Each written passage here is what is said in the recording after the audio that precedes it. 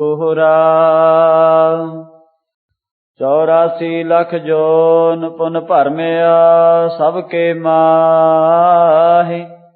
ਆਸ ਸਰੀਰ ਨਹਿ ਕੋ ਰਹਿਓ ਜਿਹ ਮੈਂ ਜਨਮਿਓ ਨਾਹੀ। ਵਾਹਿਗੁਰੂ ਜੀ ਕਾ ਖਾਲਸਾ ਵਾਹਿਗੁਰੂ ਜੀ ਕੀ ਫਤਿਹ। ਧੰਨ ਧੰਨ ਸਾਹਿਬ ਸ੍ਰੀ ਗੁਰੂ ਗ੍ਰੰਥ ਸਾਹਿਬ ਮਹਾਰਾਜ ਦੀ ਪਾਵਨ ਪਵਿੱਤਰ ਹਜ਼ੂਰੀ ਵਿੱਚ ਸਜੀ ਹੋਈ ਗੁਰੂ ਰੂਪ ਗੁਰੂ ਖਾਲਸਾ ਸਾਧ ਸੰਗਤ ਜੀ, ਧੰਨ ਧੰਨ ਸਤਿਗੁਰੂ ਗੁਰੂ ਨਾਨਕ ਦੇਵ ਸਾਹਿਬ ਜੀ ਮਹਾਰਾਜ ਪਾਵਨ ਪਵਿੱਤਰ ਉਪਦੇਸ਼ ਦੀ ਦਾਤ ਬਖਸ਼ਿਸ਼ ਕਰ ਰਹੇ ਹਨ। ਚੱਲ ਰਹੀ ਲੜੀਵਾਰ ਕਥਾ ਦੇ ਵਿੱਚ ਸ਼੍ਰਵਣ ਕੀਤਾ ਹੈ ਗੁਰੂ ਨਾਨਕ ਦੇਵ ਜੀ ਪਰਮੇਸ਼ਰ ਦਾ ਸਰੂਪ, ਪਰਮੇਸ਼ਰ ਆਪ ਨਾਰਾਇਣ ਕਲਾਧਾਰ ਜਗ ਮਹਿ ਪਰਵਰਿਓ। ਗੁਰੂ ਸਾਹਿਬ ਨੇ ਹਰ ਇੱਕ ਦਾ ਭਲਾ ਕੀਤਾ ਹੈ, ਹਰ ਇੱਕ ਨੂੰ ਜਾਣਦੇ ਨੇ। ਇਸ ਕਰਕੇ ਸਤਿਗੁਰੂ ਮਹਾਰਾਜ ਜੀ ਚਾਹੇ ਉਹ ਦਿਖਣ ਵਾਲਾ ਸੰਸਾਰ ਹੈ, ਚਾਹੇ ਉਹ ਨਹੀਂ ਦਿਖਣ ਵਾਲਾ ਸੰਸਾਰ ਹੈ, ਸਾਰੇ ਸੰਸਾਰ ਦੇ ਦਿੱਖ ਅਣਦਿੱਖ ਦੇ ਮਾਲਕ ਨੇ। ਗੁਰੂ ਸਾਹਿਬ ਦੇ ਮਨ ਅੰਦਰ ਬਹੁਤ ਪਿਆਰ ਹੈ। ਸਤਿਗੁਰੂ ਜੀ ਜੋ ਪਰਮੇਸ਼ਰ ਦਾ ਨਾਮ ਲੈਂਦਾ ਕੋਈ ਵੀ ਉਹਦੇ ਨਾਲ ਬਹੁਤ ਪਿਆਰ ਕਰਦੇ ਨੇ। ਆਪਾਂ ਦੇਖਿਆ ਕਿ ਸਿੱਧਾਂ ਨੇ ਜਿਨ੍ਹਾਂ ਨੇ ਬਹੁਤ ਅੱਛੇ ਢੰਗ ਨਾਲ ਨਾਮ ਜਪ ਕੇ ਬ੍ਰਹਮ ਗਿਆਨ ਪ੍ਰਾਪਤ ਕੀਤਾ ਹੈ, ਉਹਨਾਂ ਨੂੰ ਗੁਰੂ ਸਾਹਿਬ ਨੇ ਗਲ ਨਾਲ ਬਹੁਤ ਪਿਆਰ ਨਾਲ ਲਾਇਆ। ਦੂਸਰਿਆਂ ਨੂੰ ਵੀ ਬਹੁਤ ਪਿਆਰ ਦਿੱਤਾ ਔਰ ਸਮਝਾਇਆ ਕਿ ਤੁਸੀਂ ਸਹੀ ਮਾਰਗ ਤੇ ਚੱਲੋ, ਸਹੀ ਢੰਗ ਨਾਲ ਪ੍ਰਾਪਤੀ ਕਰੋ। ਇਸ ਤਰ੍ਹਾਂ ਸਤਿਗੁਰੂ ਸਿੱਧਾਂ ਨੂੰ ਤਾਰਦੇ ਹੋਏ ਕਾਗ ਪਸੁੰਡ ਹੈ ਇੱਕ, ਸੋ ਜਿਸ ਨੂੰ ਭਗਤ ਨੂੰ ਕੋਈ ਸਰਾਪ ਹੋਇਆ, ਉਹਨਾਂ ਸਮਿਆਂ ਵਿੱਚ ਸਰਾਪ ਤੇ ਵਰ ਦਾ ਸਮਾਂ ਹੀ ਚੱਲਦਾ ਸੀ ਤਾਂ ਬਹੁਤ ਉੱਚ ਕੋਟੀ ਦਾ। ਸਰਾਪ ਵੀ ਸੁਤੇ ਸਿੱਧੀ ਕਈ ਵਾਰ ਬਚਨ ਨਿਕਲ ਜਾਂਦਾ। ਜਿਵੇਂ ਰਾਜਾ ਜਨਕ ਦੀ ਸਾਖੀ ਸੁਣੀ, ਰਸੋਈਏ ਨੇ ਸੰਤਾਂ ਮਹਾਤਮਾ ਦਾ ਲੰਗਰ ਤਿਆਰ ਕੀਤਾ, ਬਹੁਤ ਸੋਹਣਾ ਸੇਵਾਦਾਰ ਸੀ। ਸੰਤਾਂ ਮਹਾਤਮਾ ਨੇ ਲਿਆਉਣਾ ਸੀ ਤੇ ਉਹ ਪਹਿਲਾਂ ਹੀ ਬੈਠ ਗਿਆ ਇੱਕ ਖੂੰਜੇ 'ਚ ਲੋਕੇ ਖਾਣ। ਹੁਣ ਰਾਜਾ ਜਨਕ ਜੀ ਨੂੰ ਗੁੱਸਾ ਆਇਆ ਇਸ ਗੱਲ ਦਾ ਵੀ ਪਹਿਲਾਂ ਮਹਾਂਪੁਰਖਾਂ ਨੂੰ ਛਕਾਉਣਾ ਸੀ, ਉਹ ਆਪ ਹੀ ਖਾਣ ਬਹਿ ਗਿਆ। ਰਾਖਸ਼ ਜਿਆਦਾ ਹੋਵੇ ਤਾਂ ਜਦੋਂ ਰਾਖਸ਼ ਕਿਹਾ ਉਹ ਰਾਖਸ਼ ਹੀ ਬਣ ਗਿਆ, ਉਹਨੂੰ ਜਨਮ ਲੈਣਾ ਪੈ ਗਿਆ। ਕਿਉਂਕਿ ਪੂਰਨ ਪੁਰਖਾਂ ਦੇ ਮੁਖ ਵਿੱਚੋਂ ਬਚਨ ਜਦੋਂ ਨਿਕਲਦਾ ਉਹ ਖਾਲੀ ਨਹੀਂ ਜਾਂਦਾ। ਜਿਵੇਂ 10ਵੇਂ ਪਾਤਸ਼ਾਹ ਵੇਲੇ ਦਾ ਵੀ ਬਹੁਤ ਪ੍ਰਸੰਗ ਆਉਂਦਾ, ਬ੍ਰਹਮ ਗਿਆਨੀ ਮਹਾਂਪੁਰਖ ਜਦੋਂ ਸੰਗਤ ਵਿੱਚ ਦੇਗ ਲੈਣ ਵਾਸਤੇ ਆਏ, ਗ੍ਰਸਤੀ ਗੁਰਸਿੱਖ ਗੁਰਮੁਖ ਬ੍ਰਹਮ ਗਿਆਨੀ ਸਮਾਨ ਗੱਡਿਆਂ ਤੇ ਲੱਦ ਕੇ ਅੱਗੇ ਵੇਚਣ ਜਾ ਰਹੇ ਸੀ।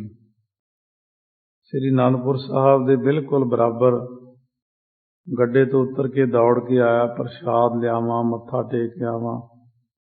ਗੱਡਾ ਹੌਲੀ ਹੌਲੀ ਚੱਲਦਾ, ਕਈ ਗੱਡੇ ਇਕੱਠੇ ਹੋ ਕੇ ਜਾ ਰਹੇ ਸੀ। ਦੇਗ ਵਰਤ ਰਹੀ ਹੈ ਤੇ ਕਾਹਲੀ ਬੜੀ ਸੀ। ਮੱਥਾ ਟੇਕ ਕੇ ਜਿੱਥੇ ਸੰਗਤ ਬੈਠੀ ਹੈ ਪਿਛਲੇ ਪਾਸੇ ਖੜੇ ਹੋ ਕੇ, ਭਾਈ ਪਹਿਲਾਂ ਮੈਨੂੰ ਦੇਗ ਦੇ। ਉਸ ਵਕਤ ਸੇਵਾਦਾਰ ਕਹਿਣ ਲੱਗਿਆ, ਉਹ ਕਿਵੇਂ ਰਿਛ ਵਾਂਗੂ ਅੱਗੇ ਨੂੰ ਆਈ ਜਾਂਦਾ, ਬੈਠ ਜਾ, ਦੇਗ ਦੇ ਦਿੰਦੇ ਆ। ਸੇਵਾਦਾਰ ਨੇ ਇਹ ਨਹੀਂ ਦੇਖਿਆ ਇਹ ਬ੍ਰਹਮ ਗਿਆਨੀ ਹੈ, ਇਸ ਕਰਕੇ ਸੰਗਤ ਵਿੱਚ ਜਰਾ ਮੂੰਹ ਬੰਦ ਕਰਕੇ ਹੀ ਚੰਗਾ ਹੁੰਦਾ। ਬ੍ਰਹਮ ਗਿਆਨੀ ਕੋਲ ਜਾਣਾ, ਬੜੇ ਢੰਗ ਨਾਲ ਬੋਲਣਾ। ਉਹ ਮਹਾਂਪੁਰਖ ਕਹਿੰਦੇ, ਭਾਈ ਅਸੀਂ ਤਾਂ ਗੁਰੂ ਕੇ ਸਿੱਖ ਹਾਂ, ਅਸੀਂ ਤਾਂ ਨਹੀਂ ਰਿਛ, ਰਿਛ ਤਾਂ ਤੂੰ ਹੋਏਗਾ। ਇੰਨੀ ਗੱਲ ਕਹੀ ਤੇ ਅਗਲਾ ਜਨਮ ਰਿਛ ਦਾ ਮਿਲ ਗਿਆ। ਇਹ 10ਵੇਂ ਪਾਤਸ਼ਾਹ ਨੇ ਉਹਦਾ ਉਧਾਰ ਕੀਤਾ ਸੀ। ਕਾਗ ਪਸੁੰਡ ਜੀ ਹੈ ਤਾਂ ਬਹੁਤ ਮਹਾਂਪੁਰਖ ਬ੍ਰਹਮ ਗਿਆਨੀ, ਪਰ ਇਹ ਜੂਨੀ ਉਹਨਾਂ ਨੂੰ ਕਿਉਂ ਮਿਲ ਗਈ ਇੰਨੀ ਭਗਤੀ ਦੇ ਬਾਵਜੂਦ ਵੀ? ਉਹ ਵੀ ਗਾਹਾਂ ਕੋਈ ਪਹੁੰਚਿਆ ਮਹਾਂਪੁਰਖ ਸੀ ਜਿਹਨੇ ਬਚਨ ਕਰ ਦਿੱਤਾ ਕੋਈ ਜ਼ਿਆਦਾ ਬੋਲੇ ਤਾਂ ਸੁਭਾਵਕ ਬ੍ਰਹਮ ਗਿਆਨੀ ਕੋਲ ਇਸੇ ਗੱਲ ਦਾ ਹੀ ਖਤਰਾ ਹੁੰਦਾ। ਸੁਤੇ ਸਿੱਧ ਵੀ ਵਾਕ ਕਹਿ ਤਾਂ ਉੱਥੇ ਹੀ ਕੰਮ ਖਰਾਬ ਹੋ ਜਾਣਾ, ਜਿਹੜਾ ਜਿਹਾ ਮਰਜ਼ੀ ਕਹਿ ਦੇਵੇ ਉਹ। ਸੋ ਇਸ ਤਰ੍ਹਾਂ ਕਾਗ ਭਸੁੰਡ ਜੀ ਕਹਿੰਦੇ ਮੇਰੀ ਉਮਰ ਇੰਨੀ ਲੰਬੀ ਹੈ, ਮੇਰੇ ਹੁੰਦਿਆਂ ਹੁੰਦਿਆਂ ਕਈ ਵਾਰੀ ਪਰਲੋਂ ਆਈ, ਕਈ ਵਾਰੀ ਅਵਤਾਰ ਹੋਏ ਦੇਵਤਿਆਂ ਦੇ, ਕਈ ਵਾਰੀ ਕਈ ਸ਼ਿਵ ਜੀ, ਬ੍ਰਹਮਾ, ਵਿਸ਼ਨੂੰ ਕਈ ਵਾਰੀ ਆਏ ਨੇ ਤੇ ਮੈਂ ਉੱਥੇ ਹੀ ਹਾਂ। ਤੂੰ ਇੱਥੇ ਕਿਵੇਂ ਬਈ? ਭਾਈ ਮਰਦਾਨਾ ਕਹਿਣ ਲੱਗੇ ਤੁਸੀਂ ਮਹਾਰਾਜ ਮਹਾਂਪਰਲੋਂ ਆਉਂਦੀ ਤੁਹਾਡਾ ਨਾਸ ਨਹੀਂ ਹੁੰਦਾ। ਉਹ ਸਾਰੀਆਂ ਚੀਜ਼ਾਂ ਦੇ ਜਵਾਬ ਅੱਜ ਦੇਣੇ ਨੇ ਉਹਨਾਂ ਨੇ। ਅਤੇ ਇਸ ਜੂਨੀ ਵਿੱਚ ਕਿਵੇਂ ਆਇਆ? ਕਿਉਂਕਿ ਇੱਕ ਮੂੰਹ ਦਾ ਬੋਲ ਹੀ ਕੰਮ ਖਰਾਬ ਕਰ ਜਾਂਦਾ, ਇੱਕ ਅੱਖਾਂ ਦਾ ਦੇਖਣਾ ਹੀ ਖਰਾਬ ਕਰ ਜਾਂਦਾ, ਇੱਕ ਵਾਰੀ ਕੰਨਾਂ ਨਾਲ ਗਲਤ ਗੱਲ ਸੁਣੇ ਤਾਂ ਕੰਮ ਖਰਾਬ ਹੋ ਜਾਂਦਾ। ਬਹੁਤ ਸਾਰੀਆਂ ਗੱਲਾਂ ਨੇ ਜਿਹੜੀਆਂ ਮਨੁੱਖ ਨੂੰ ਸੰਭਲ ਕੇ ਚੱਲਣੀਆਂ ਚਾਹੀਦੀਆਂ ਨੇ, ਪਰ ਕਈ ਵਾਰ ਹੋਣੀ ਐਸੀ ਹੋ ਜਾਂਦੀ, ਮੂੰਹ ਚੋਂ ਗੱਲ ਹੀ ਨਿਕਲ ਜਾਂਦੀ ਹੈ। ਸੋ ਜਿਵੇਂ ਦੁਰਯੋਧਨ ਜਦੋਂ ਮਹਿਲਾਂ ਵਿੱਚ ਤਿਲਕ ਕੇ ਡਿੱਗਿਆ, ਪਾਣੀ ਸੀ ਮੂਹਰੇ, ਪਤਾ ਨਹੀਂ ਸੀ ਪਾਣੀ ਹੈ ਜਾਂ ਫਰਸ਼। ਡਿੱਗਿਆ ਤਾਂ ਦ੍ਰੋਪਦੀ ਉੱਪਰ ਖੜੀ ਹੱਸ ਪਈ, ਕਹਿੰਦੀ ਅੰਨੇ ਦਾ ਅੰਨ ਪੁੱਤ ਅੰਨਾ ਹੀ ਰਿਹਾ ਨਾ, ਪਤਾ ਹੀ ਨਹੀਂ ਲੱਗਿਆ।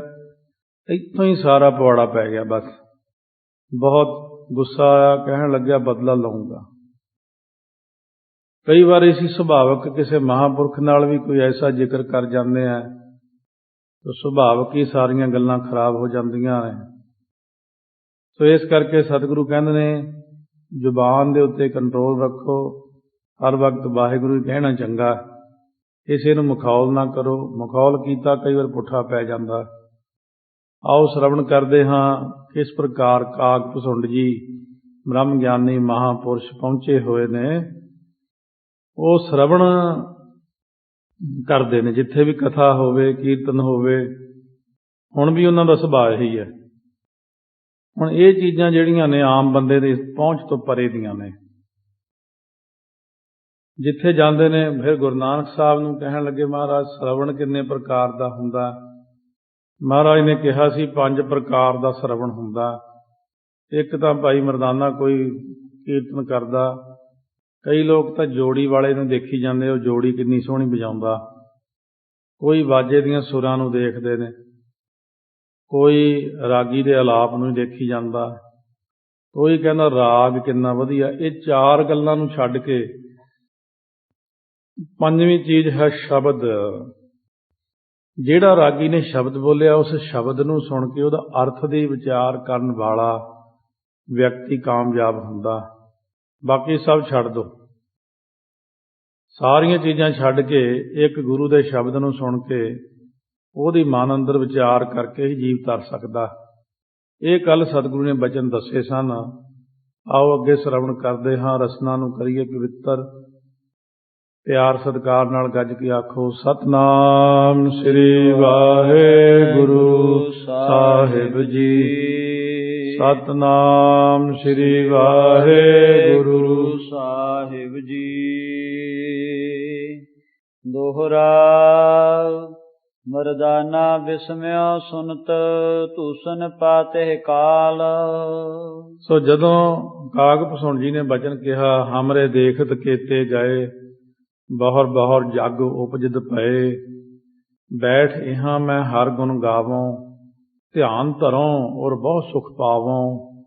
ਇਹ ਮੇਰੇ ਦੇਖਦਿਆਂ ਬੜੀ ਵਾਰ ਦੁਨੀਆ ਨਾਸ ਹੋਈ ਹੈ। ਇਸ ਤਰ੍ਹਾਂ ਭਾਈ ਮਰਦਾਨਾ ਸੁਣ ਕੇ ਬੜੇ ਹੈਰਾਨ ਹੋਏ, ਉਸ ਵਕਤ ਚੁੱਪ ਕਰ ਗਏ। ਬੂਝਨ ਹਿਤ ਮੈਂ ਬੋਲਿਓ, ਸੁਨ ਸ੍ਰੀ ਅੰਗਦ ਦਿਆਲ। ਪੁੱਛਣ ਵਾਸਤੇ ਇਸ ਤਰ੍ਹਾਂ ਮੈਂ ਬੋਲਿਆ। ਭਾਈ ਬਾਲਾ ਜੀ ਕਹਿ ਰਹੇ ਨੇ, ਇਹ ਗੁਰੂ ਅੰਗਦ ਦੇਵ ਜੀ ਮਹਾਰਾਜ ਅੱਗੇ ਕਥਾ ਸੁਣੋ ਹੋਰ। ਚੌਪਈ ਹਰ ਭਗਤਨ ਕੇ ਵਿਖੈ ਮਹਾਨੇ। ਹਰੀ ਦੇ ਭਗਤਾਂ ਦੇ ਵਿੱਚ ਜੋ ਬਹੁਤ ਵੱਡੇ, ਮੋਹ ਨਾਸ ਭਾ ਆਤਮ ਗਿਆਨੇ। ਜਿਨ੍ਹਾਂ ਦੇ ਮਨ ਦੇ ਅੰਦਰੋਂ ਮੋਹ ਨਾਸ਼ ਹੋ ਕੇ ਆਤਮਿਕ ਗਿਆਨ ਹੋ ਚੁੱਕਿਆ ਸੀ। ਸਭ ਵਿਦ ਸਭ ਮਹਿੰਦੀਰਗ ਤੁਮ ਹੋ।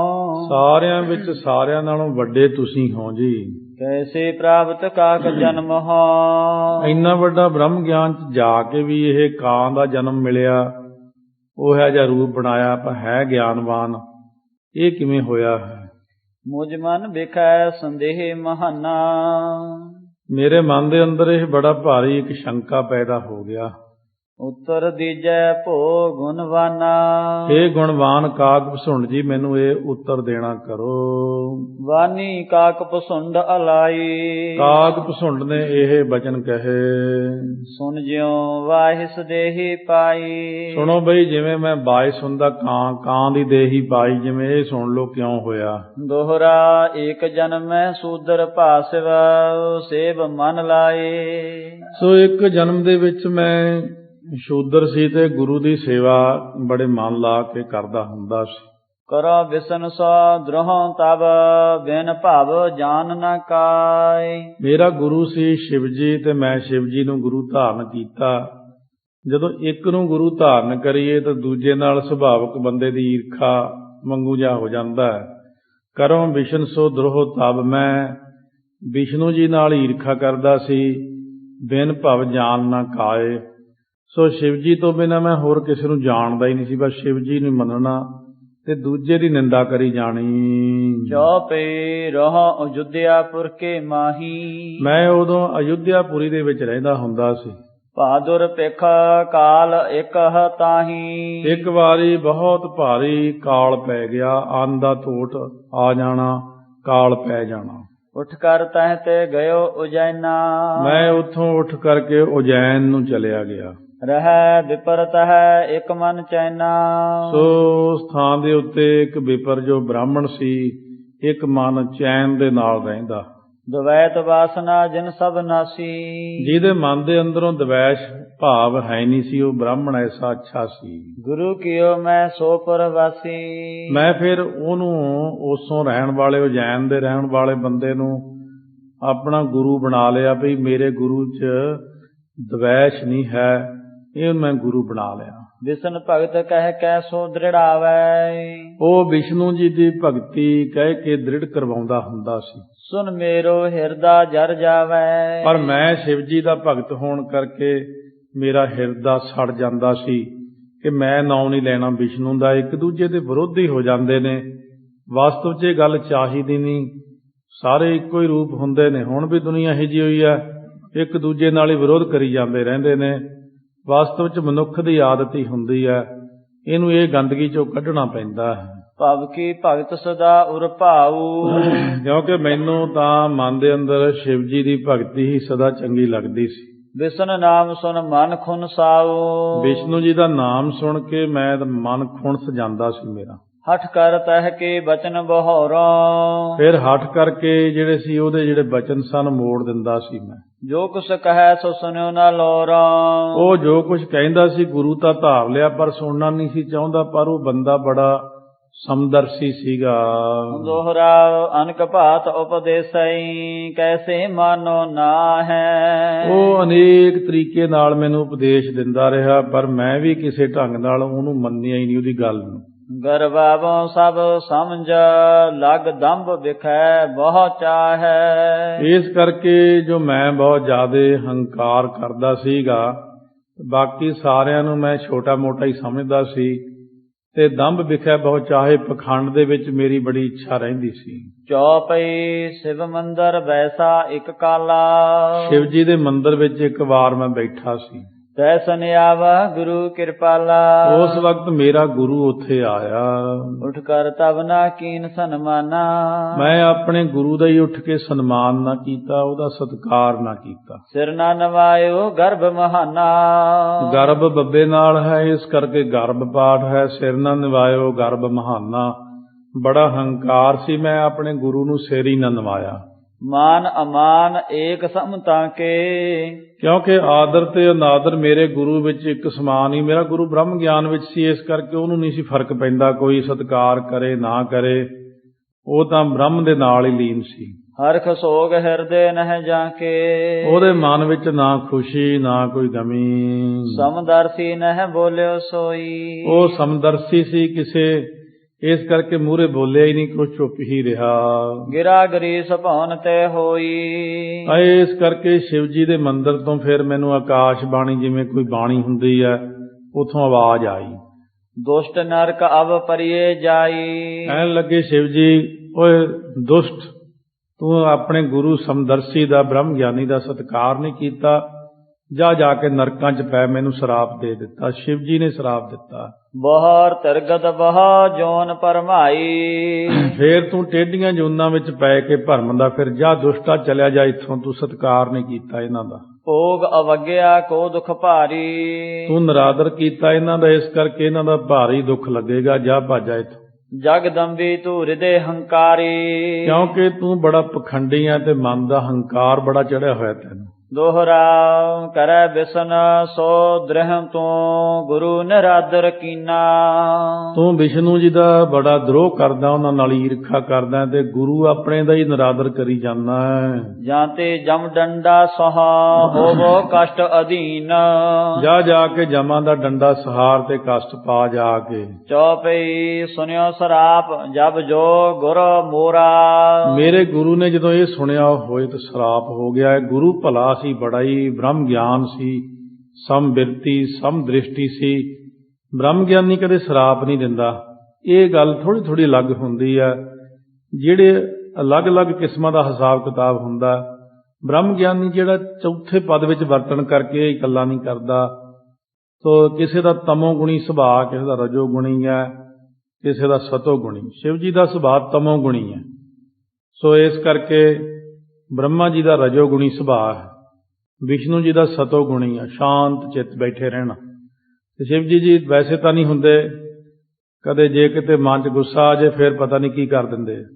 ਸੋ ਇਸ ਕਰਕੇ ਉਹਨਾਂ ਨੇ ਕਿਤਨੇ ਹੀ ਸ਼ਰਾਪ ਕੱਢ ਮਾਰੇ, ਪਰ ਉਹ ਜਿਹੜਾ ਗੁਰੂ ਸੀ, ਬ੍ਰਹਮ ਗਿਆਨੀ ਸੀਗਾ, ਬੜਾ ਪਹੁੰਚਿਆ ਹੋਇਆ, ਉਹਨੂੰ ਬੜਾ ਦੁੱਖ ਲੱਗਿਆ ਉਹ ਹੋਏ ਤੇ ਵਿਚਾਰਾ। ਕਿਉਂਕਿ ਉਹ ਇਹ ਸਮਝਦੇ ਵੀ ਜਿਹੜਾ ਮੇਰਾ ਚੇਲਾ ਬਣਿਆ ਇਹ ਅਗਿਆਨਤਾ ਵਿੱਚ ਹੈ। ਅਗਿਆਨੀ ਬੰਦੇ ਦਾ ਗੁੱਸਾ ਨਹੀਂ ਕਰਨਾ ਚਾਹੀਦਾ। ਅਗਿਆਨੀ ਬੰਦਾ ਹੌਲੀ ਹੌਲੀ ਗਿਆਨਵਾਨ ਹੋ ਜਾਂਦਾ ਹੁੰਦਾ, ਫਿਰ ਆਪੇ ਮਾਫੀਆਂ ਮੰਗਣ ਲੱਗ ਜਾਂਦਾ ਬਾਅਦ ਵਿੱਚ, ਭਈ ਮੇਥੋਂ ਗਲਤੀ ਹੋ ਗਈ। ਅੱਜ ਕੱਲ੍ਹ ਦੇ ਯੁੱਗ ਵਿੱਚ ਜਿਵੇਂ ਲੋਕ ਅਗਿਆਨਤਾ ਭਰਪੂਰ ਹੀ ਆ ਸਾਰੇ। ਅੱਜ ਦੇ ਯੁੱਗ ਵਿੱਚ 99% ਕੀ 99% ਦਾ 1%, ਉਹਦਾ ਫਿਰ 100, ਫਿਰ ਉਹ 'ਚ 99 ਕੱਢ ਕੇ ਇੱਕ ਬੰਦਾ ਹੀ ਮਸਾਂ ਗਿਆਨਵਾਨ ਲੱਭਦਾ। ਅੱਜ ਦਾ ਯੁੱਗ ਬਹੁਤ ਅਗਿਆਨਤਾ ਵਿੱਚ ਛਾਇਆ ਹੋਇਆ, ਪਰ ਕਹਿੰਦੇ ਗਿਆਨਵਾਨ ਆ ਸਾਰੇ। ਹੁਣ ਜਿਹੜਾ ਹੁੰਦਾ ਸਮਦਰਸ਼ੀ ਸਮਬਿਰਤੀ, ਉਹ ਕਦੇ ਸਰਾਪ ਨਹੀਂ ਦਿੰਦਾ। ਪਰ ਸ਼ਿਵ ਜੀ ਤੋਂ ਇਹ ਸਹਾਰਿਆ ਨਾ ਗਿਆ ਕਿ ਮਹਾਂਪੁਰਖਾਂ ਦੀ ਨਰਾਦਰੀ ਕਰ ਦਿੱਤੀ। ਇਸ ਕਰਕੇ ਉਹਨਾਂ ਨੇ ਆ ਕੇ ਵੀਰ ਰਸ ਵਿੱਚ ਉਹਨੂੰ ਜਾ ਕੇ ਬਹੁਤ ਸਾਰੇ ਸਰਾਪ ਦਿੱਤੇ। ਜਦੋਂ ਗੁਰੂ ਨੇ ਗੱਲ ਸੁਣੀ, ਭਈ ਦਇਆ ਤਹਿ ਸੰਭ ਨਿਹੋਰਾ, ਉਸ ਵਕਤ ਜਦੋਂ ਸੁਣੀ ਇਹ ਗੱਲ, ਪਈ ਇਹ ਬੰਦਾ ਤਾਂ ਗਿਆ ਨਰਕਾਂ ਨੂੰ, ਬਸ ਇਹ ਤਾਂ ਜੂਨਾਂ 'ਚ ਪੈ ਗਿਆ। ਹੁਣ ਫਿਰ ਸ਼ਿਵ ਜੀ ਅੱਗੇ ਉਸ ਵਕਤ ਉਹ ਜਿਹੜਾ ਗੁਰੂ ਸੀ, ਉਹਨੇ ਫੇਰ ਖੜ ਕੇ ਉੱਥੇ ਬੇਨਤੀ ਕੀਤੀ ਹੈ। ਅਨਕ ਭਾਂਤ ਕੀ ਉਸਤਤ ਠਾਨੀ, ਉਹਨਾਂ ਨੇ ਸ਼ਿਵ ਜੀ ਦੀ ਬਹੁਤ ਪ੍ਰਕਾਰ ਉਸਤਤ ਕੀਤੀ। ਇਹ ਕਾਕ ਪਸੁੰਡ ਆਪਣੇ ਪਿਛਲੇ ਜਨਮਾਂ ਦੀ ਗੱਲ ਗੁਰੂ ਨਾਨਕ ਦੇਵ ਜੀ ਨੂੰ, ਭਾਈ ਮਰਦਾਨਾ ਬਾਲਾ ਨੂੰ ਸੁਣਾ ਰਿਹਾ।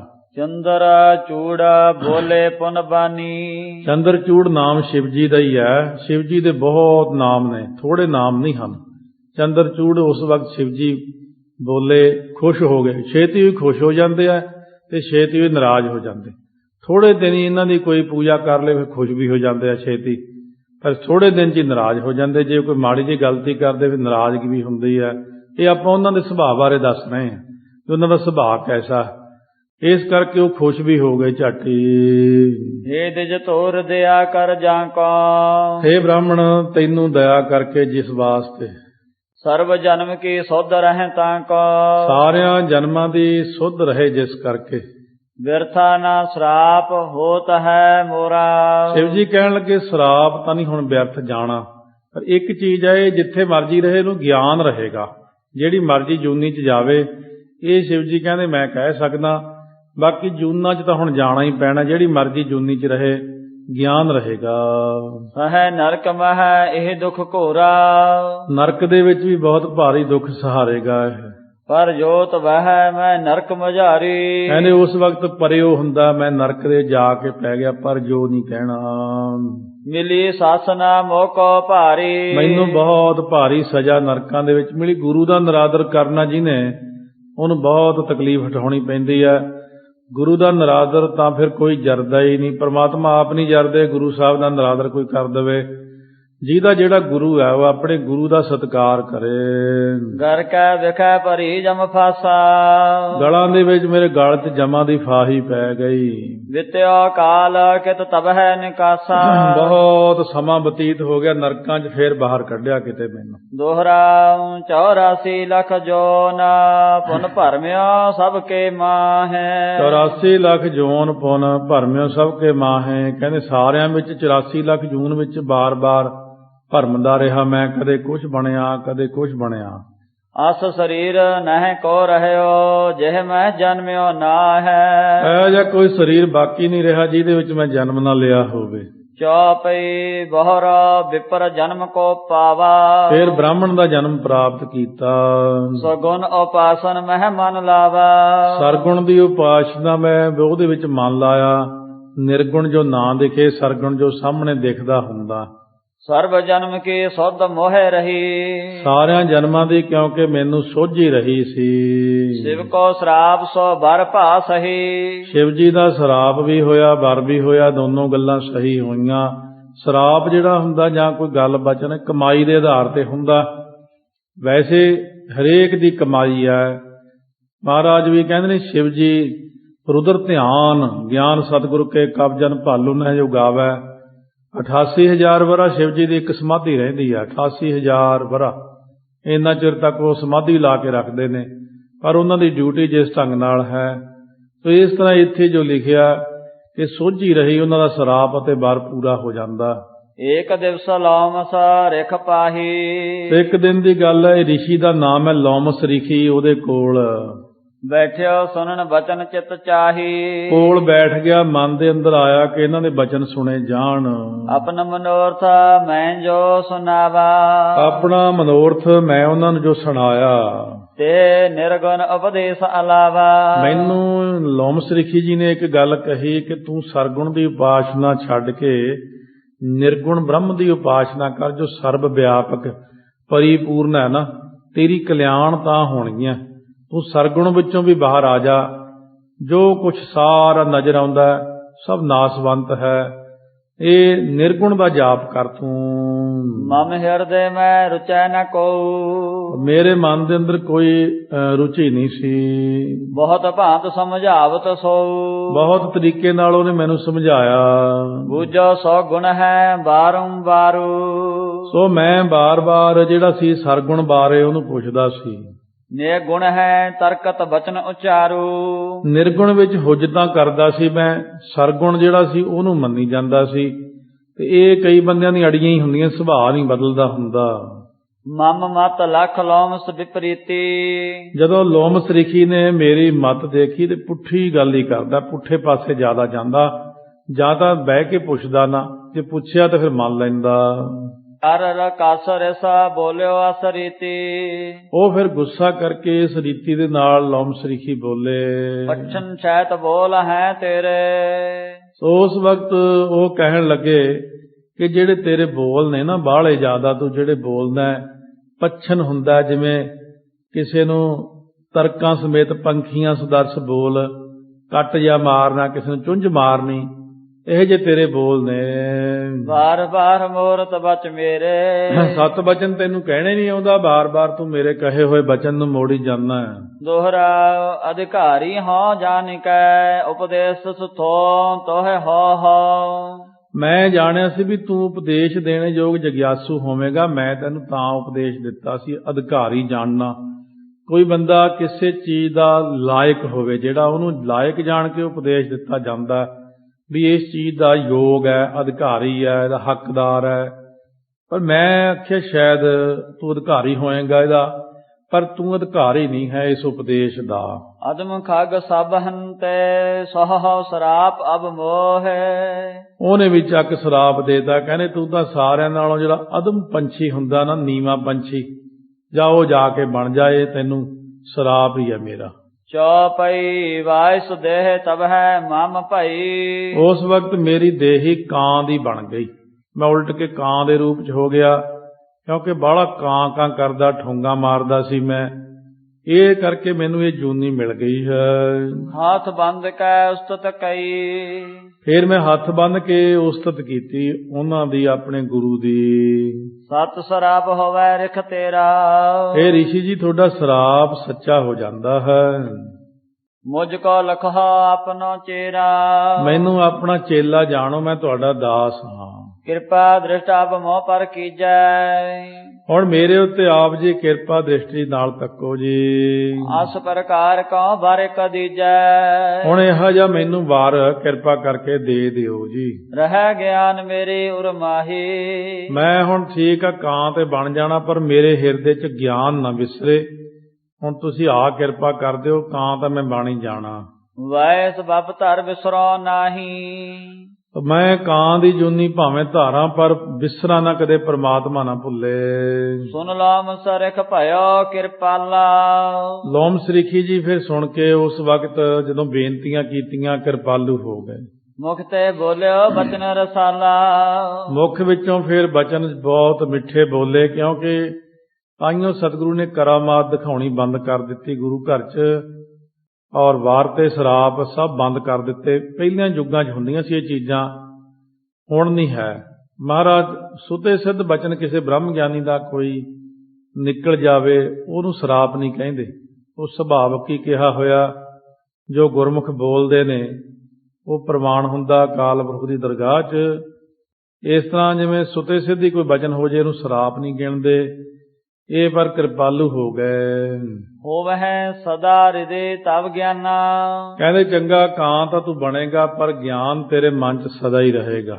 ਆਤਮ ਰੂਪ ਲਖਹਿ ਸੁਖ ਥਾਨਾ। ਜਿਹੜਾ ਆਤਮਿਕ ਰੂਪ ਹੈ ਹਿਰਦੇ 'ਚ, ਇਹਨੂੰ ਸਦਾ ਹੀ ਜਾਣੇਗਾ ਤੂੰ।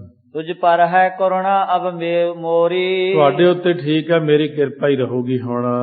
ਇੱਕ ਵਾਰ ਦੇਵਾ ਔਰ ਬਹਾਰੀ। ਇੱਕ ਤੈਨੂੰ ਮੈਂ ਹੋਰ ਵਰ ਦੇ ਦਿੰਦਾ। ਖੁਸ਼ ਹੋ ਕੇ ਹੋਰ ਵਰ ਦੇਣ ਲੱਗ ਪਏ ਨੇ। ਮਿਰਤ ਹੋਏ ਜਬ ਕਰ ਚਿਤ ਚਾਹੀ। ਤੂੰ ਇੱਛਾ ਦੇ ਨਾਲ ਜਾਏਗਾ ਦੁਨੀਆ 'ਚੋਂ, ਜਦ ਤੱਕ ਤੇਰਾ ਚਿੱਤ ਕਰਦਾ ਬੈਠਾ ਰਹਿ।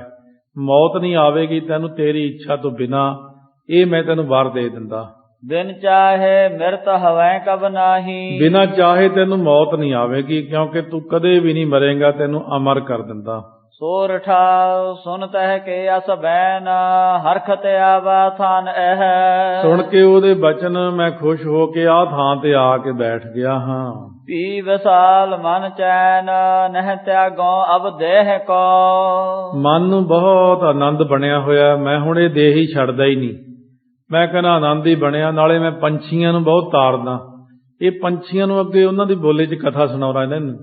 ਇਹ ਪੰਛੀਆਂ ਵਿੱਚ ਵੀ ਬੜੀ ਮਹਾਰਾਜ ਦੀ ਕਿਰਪਾਲਤਾ ਹੋ ਜਾਂਦੀ। ਕਈ ਵਾਰੀ ਪੰਛੀਆਂ ਵਿੱਚ ਸੁਣਨ ਦੀ ਸ਼ਕਤੀ ਬਹੁਤ ਹੁੰਦੀ ਆ। ਜੇ ਕੋਈ ਪੰਛੀ ਨੂੰ ਗਿਆਨ ਹੋ ਜੇ, ਇਹ ਚੀਜ਼ਾਂ ਬਹੁਤ ਵਿਸਥਾਰ ਵਾਲੀਆਂ ਨੇ। ਪੰਛੀਆਂ ਨੂੰ ਵੀ ਗਿਆਨ ਹੋ ਜਾਂਦਾ, ਕਈ ਵਾਰ ਗਿਆਨਵਾਨ ਵੀ ਹੁੰਦੇ ਨੇ ਬਹੁਤ।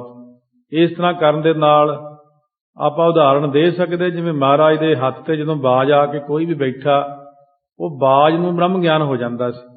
ਮਹਾਰਾਜ ਦਾ ਘੋੜਾ ਜਿਹੜਾ ਨੀਲਾ ਸੀ, ਜਾਂ ਦੂਸਰੇ ਘੋੜੇ ਸੀਗੇ ਸਾਰੇ, ਜਿਹਦੇ ਤੇ ਮਹਾਰਾਜ ਸਵਾਰੀ ਕਰਦੇ ਸੀ, ਉਹਨੂੰ ਵੀ ਹੋ ਜਾਂਦਾ ਸੀ ਗਿਆਨ। ਮਹਾਰਾਜ ਮਨ ਵਿੱਚ ਸੋਚ ਲੈਣ ਖੱਬੇ ਮੁੜ ਪਾ, ਘੋੜਾ ਲਗਾਮ ਦੀ ਲੋੜ ਨਹੀਂ ਸੀ ਪੈਂਦੀ, ਘੋੜਾ ਆਪੇ ਹੀ ਖੱਬੇ ਮੁੜ ਜਾਂਦਾ ਸੀ। ਤੇਜ਼ ਹੋ ਜਾ, ਤੇਜ਼ ਹੋ ਜਾਣਾ, ਸੱਜੇ ਮੁੜ ਜਾ, ਮਨ 'ਚ ਸੋਚਣਾ। ਮਨ ਦੀ ਸੋਚ ਨਾਲ ਹੀ ਚਾਲ ਚੱਲਦਾ ਸੀ। ਇਸ ਕਰਕੇ ਉਹ ਪੰਛੀਆਂ ਨੂੰ ਵੀ ਸਤਿਗੁਰੂ ਗਿਆਨ ਕਿ ਆਤਮਾ ਸਾਰਿਆਂ 'ਚ ਇੱਕੋ ਹੀ ਹੈ। ਮਹਾਰਾਜ ਨੇ ਜਿਵੇਂ ਬਚਨ ਕਿਹਾ ਨਾ, ਬਈ ਕੀੜੀ ਵਿੱਚ ਜੇ ਤਾਕਤ ਰੱਖਦੇ, ਨੀਕੀ ਕੀਰੀ ਮੈਂ ਕੱਲ ਰਾਖੈ, ਭਸਮ ਕਰੈ ਲਸਕਰ ਕੋਟ ਲਾਖੈ। ਮਹਾਰਾਜ ਜੇ ਚਾਹੁਣ ਕੀੜੀ ਨੂੰ ਵੀ ਬ੍ਰਹਮ ਗਿਆਨ ਦੇ ਸਕਦੇ ਆ, ਕਿਉਂਕਿ ਆਤਮਾ ਉਹੀ ਹੁੰਦੀ ਸਾਰਿਆਂ ਦੇ ਵਿੱਚ। ਇਸ ਕਰਕੇ ਪੰਛੀਆਂ ਨੂੰ ਵੀ ਗਿਆਨ ਦੇ ਦਿੰਦੇ ਪਰਮੇਸ਼ਰ, ਪਸ਼ੂਆਂ ਨੂੰ ਵੀ ਗਿਆਨ ਹੋ ਜਾਂਦਾ, ਦਰਖਤਾਂ ਨੂੰ ਵੀ ਗਿਆਨ ਹੋ ਜਾਂਦਾ। ਆਤਮਾ ਸਾਰਿਆਂ 'ਚ ਉਹੀ ਹੋਣ ਕਰਕੇ, ਕਿਉਂਕਿ ਇਸ ਪਾਸੇ ਨੂੰ ਕੋਈ ਜ਼ਿਆਦਾ ਤੁਰਿਆ ਤਾਂ ਹੈ ਹੀ ਨਹੀਂ। ਹਰੇਕ ਦਾ ਸਵੇਰੇ ਉੱਠ ਕੇ ਆਪਣਾ ਪੜ੍ਹਾਈਆਂ ਕੀਤੀਆਂ, ਕੰਮ ਕੀਤੇ, ਜੌਬ ਤੇ ਗਏ, ਆ ਗਏ, ਨਿਆਣੇ ਪਾਲ ਲਏ, ਕਿਹੜਾ ਸਟੱਡੀ ਕੀਤੀ ਹੈ ਇਸ ਪਾਸੇ ਦੀ ਕੋਈ। ਇਸ ਕਰਕੇ ਇਹ ਜੇ ਸੰਤਾਂ ਮਹਾਤਮਾ ਕੋਲ ਤੁਹਾਡੀ ਜ਼ਿੰਦਗੀ ਸਾਰੀ ਇੱਧਰ ਹੀ ਲੰਘ ਗਈ, ਸਾਡੀ ਉੱਧਰ ਹੀ ਲੰਘ ਗਈ। ਇਹ ਸਾਰੀਆਂ ਚੀਜ਼ਾਂ ਆਪਦੇ ਸਾਰਾ ਕੁਝ ਦੇਖਿਆ ਹੀ ਹੁੰਦਾ। ਪੰਛੀ ਕਈ ਦੇਖੇ ਨੇ, ਉਹਨਾਂ ਨੂੰ ਗਿਆਨ ਹੋ ਜਾਂਦਾ। ਸੋ ਜਦੋਂ 1975 ਦੇ ਵਿੱਚ ਅਸੀਂ ਹਜ਼ੂਰ ਸਾਹਿਬ ਕਾਫੀ ਪਾਠ ਕਰਦੇ ਹੁੰਦੇ ਸੀ। ਉਦੋਂ ਮਹਾਂਪੁਰਖ ਦਿਖਾਉਂਦੇ ਹੁੰਦੇ ਸੀ, ਇੱਕ ਕਬੂਤਰ ਆ ਕੇ ਬਹਿੰਦਾ ਹੁੰਦਾ 3 ਵਜੇ ਉੱਪਰ, ਸੋ ਉੱਪਰਲੇ ਗੁੰਬਜ ਦੇ ਉੱਥੇ ਇੱਕ ਪਾਈਪ ਜਿਹਾ ਲੱਗਿਆ, ਉਹ ਤੇ ਬੈਠੇ ਰਹਿਣ, ਉਹਨਾਂ ਅੱਖਾਂ ਬੰਦ ਕਰਕੇ ਸ਼ਾਮ ਨੂੰ ਸਮਾਪਤੀ ਵੇਲੇ ਉੱਡ ਜਾਂਦਾ ਸੀ। ਮਹਾਂਪੁਰਖ ਮੈਨੂੰ ਕਹਿੰਦੇ ਇਹ ਕੋਈ ਹੈ ਪੁਰਾਣਾ ਹੀ ਹੈ, ਜੂਨੀ 'ਚ ਪੈ ਗਿਆ, ਪਰ ਇਹ ਸਾਰਾ ਕੀਰਤਨ ਸੁਣਦਾ, ਜੋ ਵੀ ਇੱਥੇ ਹੁੰਦਾ ਸਾਰਾ ਸੁਣ ਕੇ ਫੇਰ ਜਾਂਦਾ। ਜੀਵਾਂ ਨੂੰ ਵੀ ਗਿਆਨ ਹੋ ਸਕਦਾ ਜੇ ਅਕਾਲ ਪੁਰਖ ਦੀ ਕਿਰਪਾ ਹੋਵੇ। ਪ੍ਰੇਮ ਭਗਤ ਰਸ ਆਏ, ਕਾਖ ਜਨਮ ਕੋ ਪਾਏ ਕੈ। ਮੈਂ ਕਾਂ ਦਾ ਜਨਮ ਜ਼ਰੂਰ ਪਾਇਆ, ਪਰ ਪ੍ਰੇਮਾ ਭਗਤੀ ਦਾ ਰਸ ਆ ਗਿਆ ਮੈਨੂੰ। ਨਹਿ ਤਜਿਓ ਅਬ ਜਾਏ, ਰਹੋ ਸਦਾ ਆਨੰਦ ਮਨ। ਮੈਂ ਮਨ ਵਿੱਚ ਆਨੰਦਿਤ ਰਹਿਣਾ, ਮੈਂ ਛੱਡ ਕੇ ਜਾਂਦਾ ਹੀ ਨਹੀਂ ਇਸ ਨੂੰ। ਚੌਪਈ ਅਸ ਪ੍ਰਕਾਰ ਸਭ ਕਥਾ ਸੁਣਾਈ। ਇਸ ਤਰ੍ਹਾਂ ਦੀਆਂ ਜਿਹੜੀਆਂ ਸਾਰੀਆਂ ਕਥਾ ਨੇ ਮੈਨੂੰ ਮੈਂ ਸੁਣਾਤੀਆਂ, ਤੁਹਾਨੂੰ ਵੀ ਮੇਰੇ ਨਾਲ ਕਦੋਂ ਕਦੋਂ ਕੀ ਗੱਲ ਹੋਈ ਹੈ। ਚੱਲਣੇ ਤਿਆਰ ਭਏ ਜਗਰਾਈ, ਚੱਲਣ ਨੂੰ ਜਦੋਂ ਜਗਤ ਦੇ ਮਾਲਕ ਤਿਆਰ ਹੋ ਗਏ। ਕਰੀ ਪਰਸ ਪਰ ਦੋਹੇ ਦਿਸ ਬੰਧਨ, ਦੋਨਾਂ ਪਾਸਿਆਂ ਤੋਂ ਇੱਕ ਦੂਜੇ ਨੂੰ ਬੰਦਨਾ ਕੀਤੀ ਹੈ। ਅਗਰਜਾ ਗਮਨੇ ਦੋਖਨ ਕੰਦਨ, ਉਸ ਤੋਂ ਅੱਗੇ ਦੁੱਖਾਂ ਦੇ ਕੱਟਣ ਵਾਲੇ ਗੁਰੂ ਨਾਨਕ ਦੇਵ ਜੀ ਅੱਗੇ ਚਲੇ ਗਏ। ਜੇਠਾ ਦੱਤਾਤਰੇय ਸੁਜਾਨਾ, ਦੱਤਾਤਰੇय ਜੀ ਜਿਸ ਸਥਾਨ ਦੇ ਉੱਤੇ ਸਰੀਰ ਤੋਂ ਬਿਨਾਂ ਆਤਮਿਕ ਰੂਪ ਵਿੱਚ ਬੈਠੇ ਨੇ, ਉਸ ਥਾਂ ਤੇ ਕਿਉਂਕਿ ਅਮਰ ਰੂਹਾਂ ਹੁੰਦੀਆਂ ਜਿਹੜੀਆਂ, ਇਹਨਾਂ ਦੇ ਕਈ ਵਾਰ ਸਰੀਰ ਵੀ ਨਹੀਂ ਹੁੰਦੇ, ਇਹ ਕਈ ਵਾਰ ਆਪਣੇ ਆਪ ਨੂੰ ਅਲੋਪ ਵੀ ਕਰਕੇ ਬੈਠ ਜਾਂਦੇ ਨੇ। ਤਾਂ ਇਹ ਚੀਜ਼ਾਂ ਸਾਰੀਆਂ ਆਤਮਿਕ ਨੇ। ਇੰਨੀਆਂ ਚੀਜ਼ਾਂ ਨੂੰ ਉੱਪਰਲੇ ਪਾਸਿਓਂ ਸੁਣਾਉਣਾ ਬਹੁਤ ਔਖਾ ਸਾਨੂੰ ਸਟੇਜ ਤੇ ਹੋ ਜਾਂਦਾ, ਖਾਸ ਕਰ ਕਿਉਂਕਿ ਜਿੱਥੇ ਜਿੱਥੇ ਤੱਕ ਆਮ ਲੋਕਾਂ ਦੀ ਬਿਰਤੀ ਆ, ਉੱਥੇ ਤੱਕ ਤਾਂ ਆਪਾਂ ਗੱਲ ਸੁਣਾ ਲੈਂਦੇ ਹਾਂ। ਆਹ ਚੀਜ਼ਾਂ ਸਾਰੀਆਂ ਹੁਣ ਦੱਤਾਤਰੇय ਜੀ ਤਾਂ ਆਮ ਕਿਸੇ ਨੂੰ ਦੇਖਣ ਨਹੀਂ ਲੱਗੇ ਹੈ, ਪਰ ਉਹ ਕਿਉਂਕਿ ਅਮਰ ਪੁਰਸ਼ ਨੇ, ਇਹ ਗੋਰਖ ਜੀ ਹੋਏ, ਦੱਤਾਤਰੇय ਜੀ ਹੋਏ, ਹੋਰ ਸਾਰੇ ਜਿੰਨੇ ਵੀ ਅਮਰ ਪੁਰਸ਼ ਨੇ, ਉਹ ਸਦਾ ਲਈ ਹੀ ਹੁੰਦੇ ਨੇ, ਕਦੇ ਉਹਨਾਂ ਦਾ ਨਾਸ ਨਹੀਂ ਹੁੰਦਾ। ਇਸ ਕਰਕੇ ਉਹ ਜਦੋਂ ਮਹਾਂਪਰਲੋਂ ਵੇਲੇ ਜਾ ਕੇ ਮਾਇਆ ਜਿਹੜੀ ਹੁੰਦੀ ਬਿਲਕੁਲ ਤਿਲ ਜਿੰਨੀ ਹੋ ਕੇ ਜਦੋਂ ਪ੍ਰਮਾਤਮਾ 'ਚ ਸਮਾਉਂਦੀ ਆ, ਉਦੋਂ ਜਾ ਕੇ ਸਮਾਪਤੀ ਹੁੰਦੀ ਬਹੁਤਿਆਂ ਦੀ। ਇਸ ਕਰਕੇ ਸਾਰੇ ਅਮਰ ਪੁਰਸ਼ ਜਿਹੜੇ ਨੇ ਹੁੰਦੇ ਨੇ। ਹੁਣ ਇਹ ਸਾਰੀਆਂ ਆਤਮਿਕ ਚੀਜ਼ਾਂ ਨੇ। ਇੱਕ ਚੀਜ਼ ਹੁੰਦੀ ਆ ਕਿ ਬਹੁਤ ਤਕੜੇ ਨਾਮ ਜਪਣ ਵਾਲੇ ਨਾਮ ਰਸੀਏ ਬੈਠੇ ਨੇ, ਅਸੀਂ ਉਹਨਾਂ ਕੋਲੋਂ ਜਾ ਕੇ ਸਾਰਾ ਕੁਝ ਪਤਾ ਕਰ ਲੈਂਦੇ ਵੀ ਆਹ ਚੀਜ਼ਾਂ ਹੈਗੀਆਂ, ਆਹ ਹੈਗੀਆਂ, ਹਾਂ ਹੈਗੀਆਂ ਵੀ। ਦੇਖੋ ਤਾਂ ਉਹ ਨਿਗਾਹ ਮਾਰ ਕੇ ਹੀ ਦੇਖ ਲੈਂਦੇ ਨੇ ਵੀ ਹਾਂ ਬੈਠੇ ਆ। ਤੇ ਆਮ ਬੰਦੇ ਦੀ ਪਹੁੰਚ ਨਹੀਂ ਹੈ ਇੱਥੇ ਤੱਕ। ਆਮ ਬੰਦਾ ਤਾਂ ਬਹੁਤ ਵਿਚਾਰਾ ਥੱਲੇ ਬੈਠਾ, ਉਹਨੇ ਤਾਂ ਕੁਝ ਦੇਖਿਆ ਹੀ ਨਹੀਂ ਹੋਇਆ। ਇਸੇ ਕਰਕੇ ਫਿਰ ਇੱਥੇ ਆ ਕੇ ਰੌਲਾ ਪੈ ਜਾਂਦਾ। ਭਗਤਾਂ ਤੇ ਸਾਰੀਆਂ ਜੋੜ ਕਦੇ ਨਾ ਆਇਆ, ਉਹਨਾਂ ਦਾ ਆਪਸ ਵਿੱਚ ਜੋੜ ਨਹੀਂ ਬਣਦਾ। ਆਤਮਿਕ ਗਿਆਨੀ ਹੁਣ ਵੀ ਕਥਾ 'ਚ ਬਹਿ ਜੇ ਆ ਕੇ ਕੋਈ ਉੱਚੀ ਅਵਸਥਾ ਦਾ ਮਾਲਕ, ਉਹ ਹੁਣ ਆਪਾਂ ਨੂੰ ਦੱਸ ਸਕਦਾ, ਉਹਨੇ ਹੁਣੇ ਦੱਸ ਦੇਣਾ ਆਪਾਂ ਨੂੰ ਵੀ ਇੱਥੇ ਕੀ ਆ। ਪਰ ਆਮ ਬੰਦੇ ਲਈ ਤਾਂ ਆਮ ਹੀ ਹੈ ਸਭ ਕੁਝ, ਪਰ ਬ੍ਰਹਮ ਗਿਆਨੀ ਲਈ ਸਾਰਾ ਕੁਝ ਹਾਜ਼ਰ ਨਾਜ਼ਰੀ ਹੈ। ਹਾਥ ਅਮਾਲਕ ਆਤਮ ਗਿਆਨਾ, ਇਸ ਤਰ੍ਹਾਂ ਉਹਨਾਂ ਨੂੰ ਹੱਥ ਦੇ ਉੱਤੇ ਜਿਵੇਂ ਔਲਾ ਰੱਖਿਆ ਹੁੰਦਾ, ਇਸ ਤਰ੍ਹਾਂ ਦਾ ਬ੍ਰਹਮ ਗਿਆਨ ਹੋ ਗਿਆ। ਜਿਨ ਕੀਨੋ ਸਭ ਜਗ ਸੰਨਿਆਸਾ, ਸੋ ਜਿਨ੍ਹਾਂ ਨੇ ਸਾਰੇ ਜਗਤ ਤੋਂ ਸੰਨਿਆਸ ਲਿਆ ਹੋਇਆ। ਭਾ ਬ੍ਰਗਤਾ ਬਹੁ ਫਿਰਿਓ ਦਾਸਾ, ਬਹੁਤ ਬ੍ਰਗਤ ਹੋ ਕੇ ਉਦਾਸ ਬਿਰਤੀ 'ਚ ਫਿਰਦੇ ਦੱਤਾਤਰੇय ਜੀ ਦੀ ਗੱਲ ਕਰਦੇ ਹਨ। ਵਿੰਸਤ ਚਤਰ ਗੁਰੂ ਜਿਨ ਕੀਨੇ, ਸੋ ਜਿਨ੍ਹਾਂ ਨੇ ਫਿਰ ਇਹ ਵਿੰਸਤ 20 ਤੇ ਚਤੁਰ 4 24 ਗੁਰੂ ਬਣਾਏ ਨੇ। 10ਵੇਂ ਪਾਤਸ਼ਾਹ ਮਹਾਰਾਜ ਨੇ 10ਵੇਂ ਗ੍ਰੰਥ ਵਿੱਚ ਦੱਤਾਤਰੇय ਜੀ ਬਾਰੇ ਲਿਖਿਆ ਹੋਇਆ 24 ਗੁਰੂ ਉਹਨੇ ਕਿਹੜੇ ਕਿਹੜੇ ਧਾਰਨ ਕੀਤੇ, ਸ਼ਿਵ ਜੀ ਦੇ ਕਿੰਨੇ ਅਵਤਾਰ ਹੋਏ ਨੇ, ਵਿਸ਼ਨੂੰ ਨੇ ਹੁਣ ਤੱਕ ਕਿੰਨੇ ਅਵਤਾਰ ਧਾਰੇ ਨੇ, ਕਿਹੜਾ ਅਵਤਾਰ ਉਹਦਾ ਆਉਣਾ, ਇਹ ਸਾਰੀਆਂ ਚੀਜ਼ਾਂ ਲਿਖੀਆਂ ਮਹਾਰਾਜ ਨੇ ਇਸੇ ਦੁਨੀਆ ਨੂੰ ਸੋਝੀ ਦੇਣ ਵਾਸਤੇ। ਪਰ ਇੱਥੇ ਤੱਕ ਕਿਸੇ ਦੀ ਪਹੁੰਚ ਨਾ ਹੋਣ ਕਰਕੇ ਉਹ ਪਹਿਲਾਂ ਹੀ ਥੱਲੇ ਡਿੱਗ ਪੈਂਦੇ ਨੇ।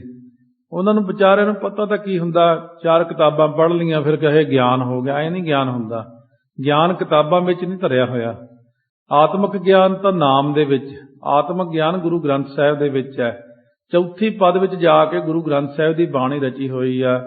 ਬਾਕੀ ਜਿਹੜੀਆਂ ਸੰਸਾਰਕ ਕਿਤਾਬਾਂ ਨੇ ਇਹ ਤਾਂ ਬੰਦਿਆਂ ਦੀਆਂ ਲਿਖੀਆਂ ਹੋਈਆਂ ਨੇ, ਕਿਹੜਾ ਕਿਸੇ ਬ੍ਰਹਮ ਗਿਆਨੀ ਨੇ ਲਿਖੀ ਹੋਈ ਆ। ਇਹ ਉਹ ਫਿਰ ਜਿੰਨੀ ਕਿ ਉਹਦੀ ਬੁੱਧੀ ਕੰਮ ਕਰਦੀ ਓਨਾ ਕੁ ਲਿਖ ਦਿੰਦਾ। ਇਸ ਕਰਕੇ ਇਹ ਗਿਆਨ ਫਿਰ ਉੱਪਰ ਜਦੋਂ ਚਲਿਆ ਜਾਂਦਾ। ਪਰ ਹੁਣ ਜਦੋਂ ਸਾਰੀਆਂ ਚੀਜ਼ਾਂ ਆਪਾਂ ਬੰਦ ਵੀ ਨਹੀਂ ਕਰ ਸਕਦੇ, ਆਪਾਂ ਜੇ ਗੁਰੂ ਗ੍ਰੰਥ ਸਾਹਿਬ ਵਿੱਚ ਬਹੁਤ ਉੱਚੀਆਂ ਕਈ ਵਾਰ ਚੀਜ਼ਾਂ ਆਜ ਨਹੀਂ ਸੁਣਾਉਣੀਆਂ ਤੇ ਹੈ, ਪਰ ਜੇ ਕੋਈ ਕਹੇ ਹੁੰਦੀਆਂ ਨਹੀਂ ਜਾਂ ਤੇ ਸੁਣ ਲੇ ਪਿਆਰ ਨਾਲ ਤੇ ਜਾਂ ਕੰਨ ਬੰਦ ਕਰ ਲਵੇ, ਭਾਈ ਮੈਂ ਤਾਂ ਸੁਣਨੀਆਂ ਨਹੀਂ, ਮੈਨੂੰ ਪਸੰਦ ਨਹੀਂ ਆਉਂਦੀਆਂ।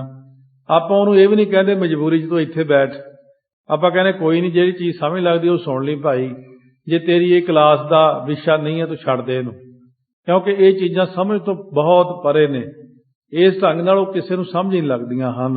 ਏਕ ਓੰਕਾਰ ਰੰਗ ਮਹਿ ਭੀਨੇ, ਇੱਕ ਓੰਕਾਰ ਦੇ ਰੰਗ ਵਿੱਚ ਉਹ ਬਿਲਕੁਲ ਭਿੱਜੇ ਹੋਏ ਸਨ। ਤ੍ਰਿਣ ਸਮ ਤੀਨ ਲੋਕ ਸੁਖ ਤਿਆਗਾ, ਉਹਨਾਂ ਨੇ ਤਿੰਨਾਂ ਲੋਕਾਂ ਦਾ ਸੁਖ ਕੱਖ ਵਾਂਗੂ ਤਿਆਗ ਦਿੱਤਾ, ਕਿਉਂਕਿ ਉਹ ਤਾਂ ਘਰ-ਬਾਰ ਛੱਡ ਕੇ ਨਿਕਲੇ ਹੀ ਇਸੇ ਕੰਮ ਨੂੰ ਹੋਏ ਸੀ। ਉਹ ਕੋਈ ਕੰਮ ਨਹੀਂ ਸੀ ਕਰਦੇ, ਉਹ ਕੋਈ ਗ੍ਰਸਤੀ ਨਹੀਂ ਸੀਗੇ, ਉਹ ਤਾਂ ਸਿਰਫ ਜੰਗਲਾਂ ਪਹਾੜਾਂ 'ਚ ਬੈਠ ਕੇ ਲੰਬੀਆਂ ਲੰਬੀਆਂ ਉਮਰਾਂ ਹੁੰਦੀਆਂ ਸੀ ਉਦੋਂ, ਬਸ ਇਹੀ ਕੰਮ ਕਰਦੇ। ਉਦੋਂ ਲੋਕ ਸਤਯੁਗ ਦੇ ਵਿੱਚ ਭਗਤੀ ਹੋਈ ਜ਼ਿਆਦਾ ਕਰਦੇ ਸੀ, ਤਪੱਸਵੀ ਹੁੰਦੇ ਸੀ, ਬੜੇ ਬੜੇ ਬੈਠੇ ਰਹਿਣਾ ਸਮਾਧੀਆਂ ਲਾ ਕੇ ਜੰਗਲਾਂ ਦੇ ਵਿੱਚ, ਕੋਈ ਪੈਸਾ ਜੋੜਨ ਦੀ ਨਹੀਂ ਸੀ, ਕੋਈ ਮਕਾਨ ਬਣਾਉਣ ਦੀ ਇੱਛਾ ਨਹੀਂ ਸੀ। ਸੋ ਜਿਵੇਂ ਹੋਏ ਨੇ ਰਿਸ਼ੀ ਮਾਰਕੰਡਾ ਜੀ, ਉਹ ਸਿਰ ਦੇ ਉੱਤੇ ਇੱਕ ਕੱਖਾਂ ਦਾ ਪੂਲਾ ਜਿਹਾ ਸੁੱਕਿਆਂ ਦਾ ਰੱਖ ਲੈਣਾ, ਉੱਤੋਂ ਮੀਂਹ ਪੈਣਾ, ਉਹ ਪੂਲਾ ਸਿਰ ਤੇ ਰੱਖ ਲੈਣਾ, ਪੰਡ ਜੀ ਬੰਨ੍ਹ ਕੇ ਕੱਖਾਂ ਦੀ, ਜੇ ਸੱਜੇ ਪਾਸੇ ਧੁੱਪ ਪੈਣੀ ਸੱਜੇ ਮੋਢੇ ਤੇ ਰੱਖ ਲੈਣਾ, ਖੱਬੇ ਪੈਣੀ ਖੱਬੇ ਤੇ ਰੱਖ ਲੈਣਾ। ਕਿਸੇ ਨੇ ਕਿਹਾ ਮਾਰਕੰਡਾ ਜੀ ਤੁਸੀਂ ਘਰ ਘਾਟ ਬਣਾ ਲਓ, ਕੋਈ ਮਾੜੀ ਝੌਂਪੜੀ ਵਗੈਰਾ ਬਣਾ ਲਓ। ਕਹਿੰਦੇ ਕਿੱਦਾਂ ਜ਼ਿਆਦੇ ਥੋੜੀ ਜਿਉਂ, ਲੱਖ ਵਰਾ ਤਾਂ ਉਮਰ ਆ ਸਾਰੀ, ਕਿੰਨਾ ਕੁ ਚਿਰ ਰਹਿਣਾ ਦੁਨੀਆ 'ਚ। ਉਦੋਂ ਸਤਯੁਗ 'ਚ ਲੱਖ ਵਰਾ ਉਮਰ ਹੁੰਦੀ ਸੀ, ਕਹਿੰਦੇ ਲੱਖ ਵਰਾ ਤਾਂ ਰਹਿਣਾ, ਘਰ ਘਾਟ ਬਣਾ ਕੇ ਕੀ ਕਰਨਾ। ਇੱਥੇ ਲੋਕੀ 60 ਸਾਲ ਦੀ ਉਮਰ ਵੀ ਪਤਾ ਨਹੀਂ ਹੁੰਦੀ ਕਿ ਨਹੀਂ ਪੂਰੀ, ਮਾਰ ਇੰਨੇ ਨੇ ਘਰ ਬਣਾ ਕੇ। ਤੇ ਉਹ ਜਿਹੜੇ ਬੰਦੇ ਦੀ ਬਿਰਤੀ ਪਦਾਰਥਵਾਦੀ, ਘਰਾਂ 'ਚ ਹੀ ਫਸਿਆ ਹੋਇਆ, ਹੋਰ ਕੰਮਾਂ 'ਚ ਫਸਿਆ ਹੋਇਆ, ਜਿਹਨੂੰ ਇੱਕ ਵਾਰੀ ਵੀ ਵਾਹਿਗੁਰੂ ਕਹਿਣਾ ਨਸੀਬ ਨਹੀਂ ਹੁੰਦਾ ਸਾਰੀ ਦਿਹਾੜੀ 'ਚ, ਉਹ ਫਿਰ ਤਰਕਾਂ ਕਰਦਾ ਆ ਕੇ। ਉਹਨੂੰ ਤਾਂ ਵਿਚਾਰੇ ਨੂੰ ਪਤਾ ਹੀ ਨਹੀਂ, ਇੱਕ ਨੇ ਸਾਰੀ ਜ਼ਿੰਦਗੀ ਵੀ ਭਗਤੀ ਵਿੱਚ ਲਾ ਦਿੱਤੀ, ਕਿੱਥੇ ਉਹ ਤੇ ਕਿੱਥੇ ਉਹ, ਇਹ ਕਿੱਥੇ ਰਾਮ ਰਾਮ, ਕਿੱਥੇ ਟੈਂ ਟੈਂ। ਇਹ ਤਾਂ ਟੈਂ ਟੈਂ ਵਾਲੇ ਲੋਕ ਨੇ ਜ਼ਿਆਦਾ। ਇਸ ਕਰਕੇ ਪ੍ਰਮਾਤਮਾ ਦਾ ਨਾਮ ਜਪ ਕੇ ਤਾਂ ਦੇਖੋ, ਫਿਰ ਪਤਾ ਲੱਗਦਾ ਕਿ ਅਵਸਥਾ ਕਿੱਥੇ ਚਲੀ ਜਾਂਦੀ ਬੰਦੇ ਦੀ। ਸਦਾ ਬ੍ਰਹਮ ਸੁਖ ਸੋ ਅਨੁਰਾਗਾ, ਉਹ ਸਦਾ ਹੀ ਬ੍ਰਹਮ ਦੇ ਵਿੱਚ ਲੀਨ ਤੇ ਸੁਖ ਦੇ ਨਾਲ ਬਹੁਤ ਬ੍ਰਹਮ ਅਵਸਥਾ ਦਾ ਪਿਆਰ ਕਰਦਾ ਸੀ। ਉਹ ਪਰਮ ਤਤ ਵੇਤਾ ਰਸ ਲੀਨਾ, ਉਹ ਪਰਮ ਤਤ ਨੂੰ ਵੇਤਾ ਹੁੰਦਾ, ਜਾਣਨ ਵਾਲੇ ਦਾ ਰਸ ਲੈਂਦਾ, ਅਕਾਲ ਪੁਰਖ ਦੇ ਨਾਲ ਜੁੜਦਾ ਸੀ। ਮਹਾ ਮੁਨੀ ਗੁਣ ਗੁਨਹਿ ਪਰਵੀਨਾ, ਉਹ ਮਹਾ ਮੁਨੀ ਹੋਇਆ, ਬਹੁਤ ਗੁਣਾਂ ਦੇ ਵਿੱਚ ਪ੍ਰਵੀਨ ਹੋਇਆ ਹੈ। ਤਿਹ ਕੇ ਨਿਕਟ ਜਾਤ ਭੇ ਠਾਂਡੇ, ਉਹਦੇ ਨੇੜੇ ਜਾ ਕਰਕੇ ਠਾਂਡੇ ਤੋਂ ਭਾਵ ਖੜੇ ਹੋ ਗਏ ਹਨ। ਸੋ ਪੌਂਡਿਓ ਔਰ ਆਨੰਦ ਵਾਡੇ, ਉਹ ਤਾਂ ਆਰਾਮ ਨਾਲ ਆਨੰਦ ਦੇ ਵਿੱਚ ਲੀਨ ਹੋ ਕੇ ਪਿਆ ਹੈ। ਲੋਚਨ ਮੁੰਦਰਤਾ ਤੂਸਨ ਠਾਨੀ, ਉਹਨੇ ਅੱਖਾਂ ਬੰਦ ਕੀਤੀਆਂ ਹੋਈਆਂ ਨੇ, ਚੁੱਪ ਕਰਕੇ ਉਹ ਬੈਠਾ ਉੱਥੇ। ਅੰਤਰ ਰਸ ਕੋ ਰਸਕ ਗਿਆਨੀ, ਉਹ ਤਾਂ ਅੰਤਰਾਤਮੇ ਰਸ ਲੈ ਰਿਹਾ, ਉਹਨੂੰ ਕੋਈ ਮਤਲਬ ਨਹੀਂ ਕੋਈ ਬਾਹਰ ਆਵੇ ਕੋਈ ਜਾਵੇ। ਤਹਿ ਬਲੋਕੈ ਬੋਲੋ ਮਰਦਾਨਾ, ਉਹਨਾਂ ਨੂੰ ਵੇਖ ਕਰਕੇ ਭਾਈ ਮਰਦਾਨਾ ਜੀ ਉਸ ਵਕਤ ਬੋਲੇ, ਹੇ ਪ੍ਰਭ ਪੌਡਾ ਪੌਡਾ ਕੌਣ ਮਹਾਨਾ। ਮਹਾਰਾਜ ਜੀ ਇਹ ਕੌਣ ਪਿਆ ਲੰਮਾ, ਇਹ ਨਹੀਂ ਸਮਝ ਲੱਗਦੀ। ਹੁਣ ਤੁਸੀਂ ਜੇ ਕਹੋ ਵੀ ਹੁਣ ਵੀ ਹੇਮਕੁੰਟ ਸਾਹਿਬ ਦੇ ਉੱਪਰਲੇ ਪਾਸੇ ਚਲੇ ਜਾਓ, ਉੱਪਰ ਜਾ ਕੇ ਹੁਣ ਵੀ ਗੁਫਾਵਾਂ ਵਿੱਚ ਮਿਲ ਜਾਣਗੇ, ਪਰ ਗੱਲ ਕੀ ਕਰਾਂਗੇ ਉਹਨਾਂ ਨਾਲ, ਆਪਾਂ ਤਾਂ ਲਾਇਕ ਹੀ ਨਹੀਂ ਉਹਨਾਂ ਦੇ ਗੱਲਾਂ ਬਾਤਾਂ ਕਰਨ ਨੂੰ। ਬਹੁਤ ਸਾਰੇ ਮਹਾਤਮਾ ਬ੍ਰਹਮ ਗਿਆਨੀ ਸਮਾਧੀਆਂ ਲਾ ਕੇ ਬੈਠੇ ਨੇ, ਕੀ ਗੱਲ ਕਰਾਂਗੇ ਉਹਨਾਂ ਦੇ ਨਾਲ। ਗ੍ਰਸਤੀ ਨੇ ਕੀ ਗੱਲ ਕਰਨੀ ਹੈ, ਗ੍ਰਸਤੀ ਤਾਂ ਕਹੂਗਾ ਨਿਆਣੇ ਮੇਰੇ ਐ ਹੋ ਜਾਣ, ਨਾ ਨੌਕਰੀ ਮਿਲ ਜੇ, ਆਹ ਹੋ ਜੇ। ਗ੍ਰਸਤੀ ਦੀਆਂ 8-10 ਗੱਲਾਂ ਹੁੰਦੀਆਂ ਨੇ, ਇਹ ਨੇ ਕਿਹੜਾ ਬ੍ਰਹਮ ਗਿਆਨ ਦੀ ਗੱਲ ਕਰਨੀ ਜਾ ਕੇ। ਉਹਨਾਂ ਲਈ ਤੇ ਕੋਈ ਉੱਚੀ ਅਵਸਥਾ ਦਾ ਮਾਲਕ ਹੋਵੇ, ਬਹੁਤ ਉੱਚ ਗਿਆਨ ਦੀ ਗੱਲ ਕਰੇ, ਫੇਰ ਹੀ ਉਹ ਅੱਖਾਂ ਖੋਲਦੇ ਨੇ। ਵੱਡ ਉਨਮਤ ਦੇਹ ਜਿਹ ਭਾਰੀ, ਇਹ ਜਿਹੜੀ ਬਹੁਤ ਵੱਡੀ ਸੀ, ਇਹਨਾਂ ਦੀ ਦੇਹੀ ਮਸਤ ਦੇਹੀ ਵਿੱਚ ਪਏ ਨੇ। ਪਰਿਓ ਅਡੋਲ ਮਸਤ ਮੁਖ ਧਾਰੀ, ਅਡੋਲ ਇੱਕ ਰਸ ਸਮਾਧੀ ਲਾ ਕੇ ਮਸਤ ਹੁੰਦਾ, ਚੁੱਪ ਕਰਕੇ ਪਿਆ ਹੈ। ਇਸ ਬੁਲਾਏ ਕਾ ਬੋਲ ਸੁਨੀਜੈ, ਕਹਿੰਦੇ ਇਹਨੂੰ ਬੁਲਾ ਕੇ ਇਹਦੇ ਬੋਲ ਸੁਣੀਏ ਆਪਾਂ। ਬਹੁਰੂ ਆਪਣੋ ਗਿਆਨ ਪਨੀਜੈ, ਫੇਰ ਇਹਨੂੰ ਗਿਆਨ ਦੱਸਣਾ ਕਰੀਏ ਆਪਣਾ। ਸ੍ਰੀ ਗੁਰੂ ਕਹੈ ਸੁਨੋ ਮਰਦਾਨਾ, ਸਤਿਗੁਰੂ ਜੀ ਕਹਿਣ ਲੱਗੇ ਸੁਣੋ ਭਾਈ ਮਰਦਾਨਾ ਜੀ, ਇਹ ਹੈ ਦੱਤਾ ਤ੍ਰੈ ਮਹਾਨਾ। ਇਹ ਦੱਤਾਤਰੇय ਜੀ ਹਨ, ਬੜੇ ਮਹਾਨ। ਜਗ ਮੈਂ ਪਇਓ ਬੜਾ ਅਵਧੂਤਾ, ਇਹ ਜੱਗ ਦੇ ਵਿੱਚ ਬੜਾ ਅਵਧੂਤ ਹੁੰਦਾ, ਜਿਹੜਾ ਬਿਲਕੁਲ ਹੀ ਨਾ ਕਿਸੇ ਦਾ ਬੋਲੇ ਨਾ ਚੱਲੇ, ਬ੍ਰਕਤ ਇੱਕਦਮ ਨਿਰਲੇਪ ਸਮਾਧੀ ਵਿੱਚ ਲੀਨ ਰਹਿਣਾ, ਕਿਸੇ ਨਾਲ ਗੱਲ ਨਾ ਕਰਨੀ। ਸਦਾ ਸਥਿਰ ਜਿਹ ਕੀ ਮਤ ਪੂਤਾ, ਜਿਹਦੀ ਸਦਾ ਹੀ ਬੁੱਧੀ ਥਿਰ ਰਹਿਣ ਵਾਲੀ ਤੇ ਪਵਿੱਤਰ ਹੈ। ਸਦਾ ਬਦੇਹੀ ਰਹਿਤ ਅਡੋਲਾ, ਇਹ ਅਡੋਲ ਚਿੱਤ ਬਦੇਹੀ ਰਹਿੰਦਾ, ਦੇਹੀ ਤੋਂ ਵੀ ਪਰੇ ਹੀ ਰਹਿੰਦਾ ਹਮੇਸ਼ਾ। ਪਾਇਓ ਆਤਮਾ ਆਨੰਦ ਅਤੋਲਾ, ਇਹਨੇ ਆਤਮਕ ਆਨੰਦ ਦੀ ਪ੍ਰਾਪਤੀ ਕੀਤੀ ਅਤੋਲ ਹੀ। ਸ੍ਰੀ ਅੰਗਦ ਜੀ ਸੁਨੋ ਕਹਾਣੀ, ਅੱਗੇ ਸਾਖੀ ਹੋਰ ਸੁਣੋ ਗੁਰੂ ਅੰਗਦ ਦੇਵ ਜੀ ਮਹਾਰਾਜ। ਮੈਂ ਬਲੋਕੈ ਪੁਨ ਬੋਲੋ ਬਾਣੀ, ਮੈਂ ਬਲੋਕ ਦੇਖ ਕਰਕੇ ਪੁਨ ਫੇਰ ਬੋਲਿਓ ਬਾਣੀ ਬੋਲਿਆ। ਸ੍ਰੀ ਗੁਰ ਹਮਨੇ ਸੁਨਿਓ ਸੋ ਨਾਮਾ, ਮਹਾਰਾਜ ਸੱਚੇ ਪਾਤਸ਼ਾਹ ਇਹ ਨਾਂ ਅਸੀਂ ਪਹਿਲਾਂ ਸੁਣਿਆ ਹੋਇਆ ਇਹਨਾਂ ਦਾ। ਦੱਤਾਤਰੇ ਭਾ ਜਗ ਅਵਿਰਾਮਾ, ਸੋ ਦੱਤਾਤਰੇ ਜਿਹੜਾ ਸੀ ਸੁੰਦਰ ਗਿਆਨਵਾਨ ਹੋਇਆ ਜਗ ਦੇ ਵਿੱਚ। ਤੁਮ ਕਰੁਣਾ ਤੇ ਲੋਚਨ ਦੇਖਾ, ਤੁਹਾਡੀ ਕਿਰਪਾ ਨਾਲ ਅੱਖਾਂ ਨਾਲ ਵੀ ਇਹਨੂੰ ਦੇਖ ਲਿਆ ਹੈ। ਪਰਮਹੰਸ ਅਵਤੂਤ ਵਿਸੇਖਾ, ਕਿਉਂਕਿ ਬੜਾ ਸੰਨਿਆਸੀ ਤੇ ਬੜਾ ਹੀ ਅਵਧੂਤ ਹੈ, ਬਹੁਤ ਜ਼ਿਆਦਾ ਵਿਸ਼ੇਸ਼ ਕਰਕੇ ਗਿਆਨਵਾਨ ਹੈ। ਪਰਮਹੰਸ ਤੋਂ ਭਾਵ ਗਿਆਨਵਾਨ, ਅਵਧੂਤ ਹੁੰਦਾ ਸੰਨਿਆਸੀ ਤੇ ਵਿਸ਼ੇਖਾ ਹੁੰਦਾ ਬਹੁਤ ਜ਼ਿਆਦਾ। ਅਬ ਇਹ ਬਦਨ ਬੁਲਾਇਆ ਚਾਹੀਏ ਹੁਣ ਆਪਾਂ ਨੂੰ ਇਹ ਮੁੱਖੋਂ ਬੁਲਾਉਣਾ ਚਾਹੀਦਾ ਹੈ। ਗਿਆਨ ਵਚਨ ਕੋ ਸੁਣੀਏ ਕਹੀਏ, ਗਿਆਨ ਦਾ ਬਚਨ ਸੁਣਨਾ ਤੇ ਕਹਿਣਾ ਚਾਹੀਦਾ। ਸੋ ਸੰਤ ਮਿਲੇ ਕਿ ਸੁਣੀਏ ਕਹੀਏ, ਮਹਾਤਮਾ ਮਿਲ ਜੇ ਕੋਈ ਗਿਆਨ ਦੀ ਗੱਲ ਕਰ ਹੀ ਲੈਣੀ ਚਾਹੀਦੀ ਹੈ। ਬੋਲੇ ਤੇ ਮਤ ਹੋਏ ਲਖਾਈ, ਬੋਲਣ ਨਾਲ ਹੀ ਫਿਰ ਇਹ ਆਪਾਂ ਨੂੰ ਪਤਾ ਲੱਗ ਸਕਦਾ ਗਿਆਨ ਦਾ ਇਹਦਾ। ਤੂਸਨ ਤੇ ਨਹਿ ਜਾਣਿਓ ਜਾਏ, ਜਦੋਂ ਤੱਕ ਕੋਈ ਬੰਦਾ ਚੁੱਪ ਹੈ ਪਤਾ ਨਹੀਂ ਲੱਗਦਾ। ਬਿਨ ਬੋਲੇ ਬਿਨ ਖੋਲੇ ਬਿਨ ਤੋਲੇ ਜਾਣਿਓ ਨਾ ਜਾਈ। ਸਵਈਆ ਸ੍ਰੀ ਗੁਰ ਬੈਨ ਭਨੇ ਤਬ ਹੀ ਤੁਮ ਹੋਤ ਸਰੀਰ ਤੇ ਬੋਲਤ ਨਾਹੀ। ਸੋ ਉਸ ਵਕਤ ਮਹਾਰਾਜ ਸੱਚੇ ਪਾਤਸ਼ਾਹ ਨੇ ਬਚਨ ਕਹੇ, ਤੁਮ ਹੋਤ ਸਰੀਰ ਤੇ ਬੋਲਤ ਨਾਹੀ, ਤੇ ਤੁਸੀਂ ਬੋਲਦੇ ਨਹੀਂ ਹੋ ਸਰੀਰ ਤੋਂ। ਹਾਂ, ਸਰੀਰ ਦੇ ਵਿੱਚ ਹੋ।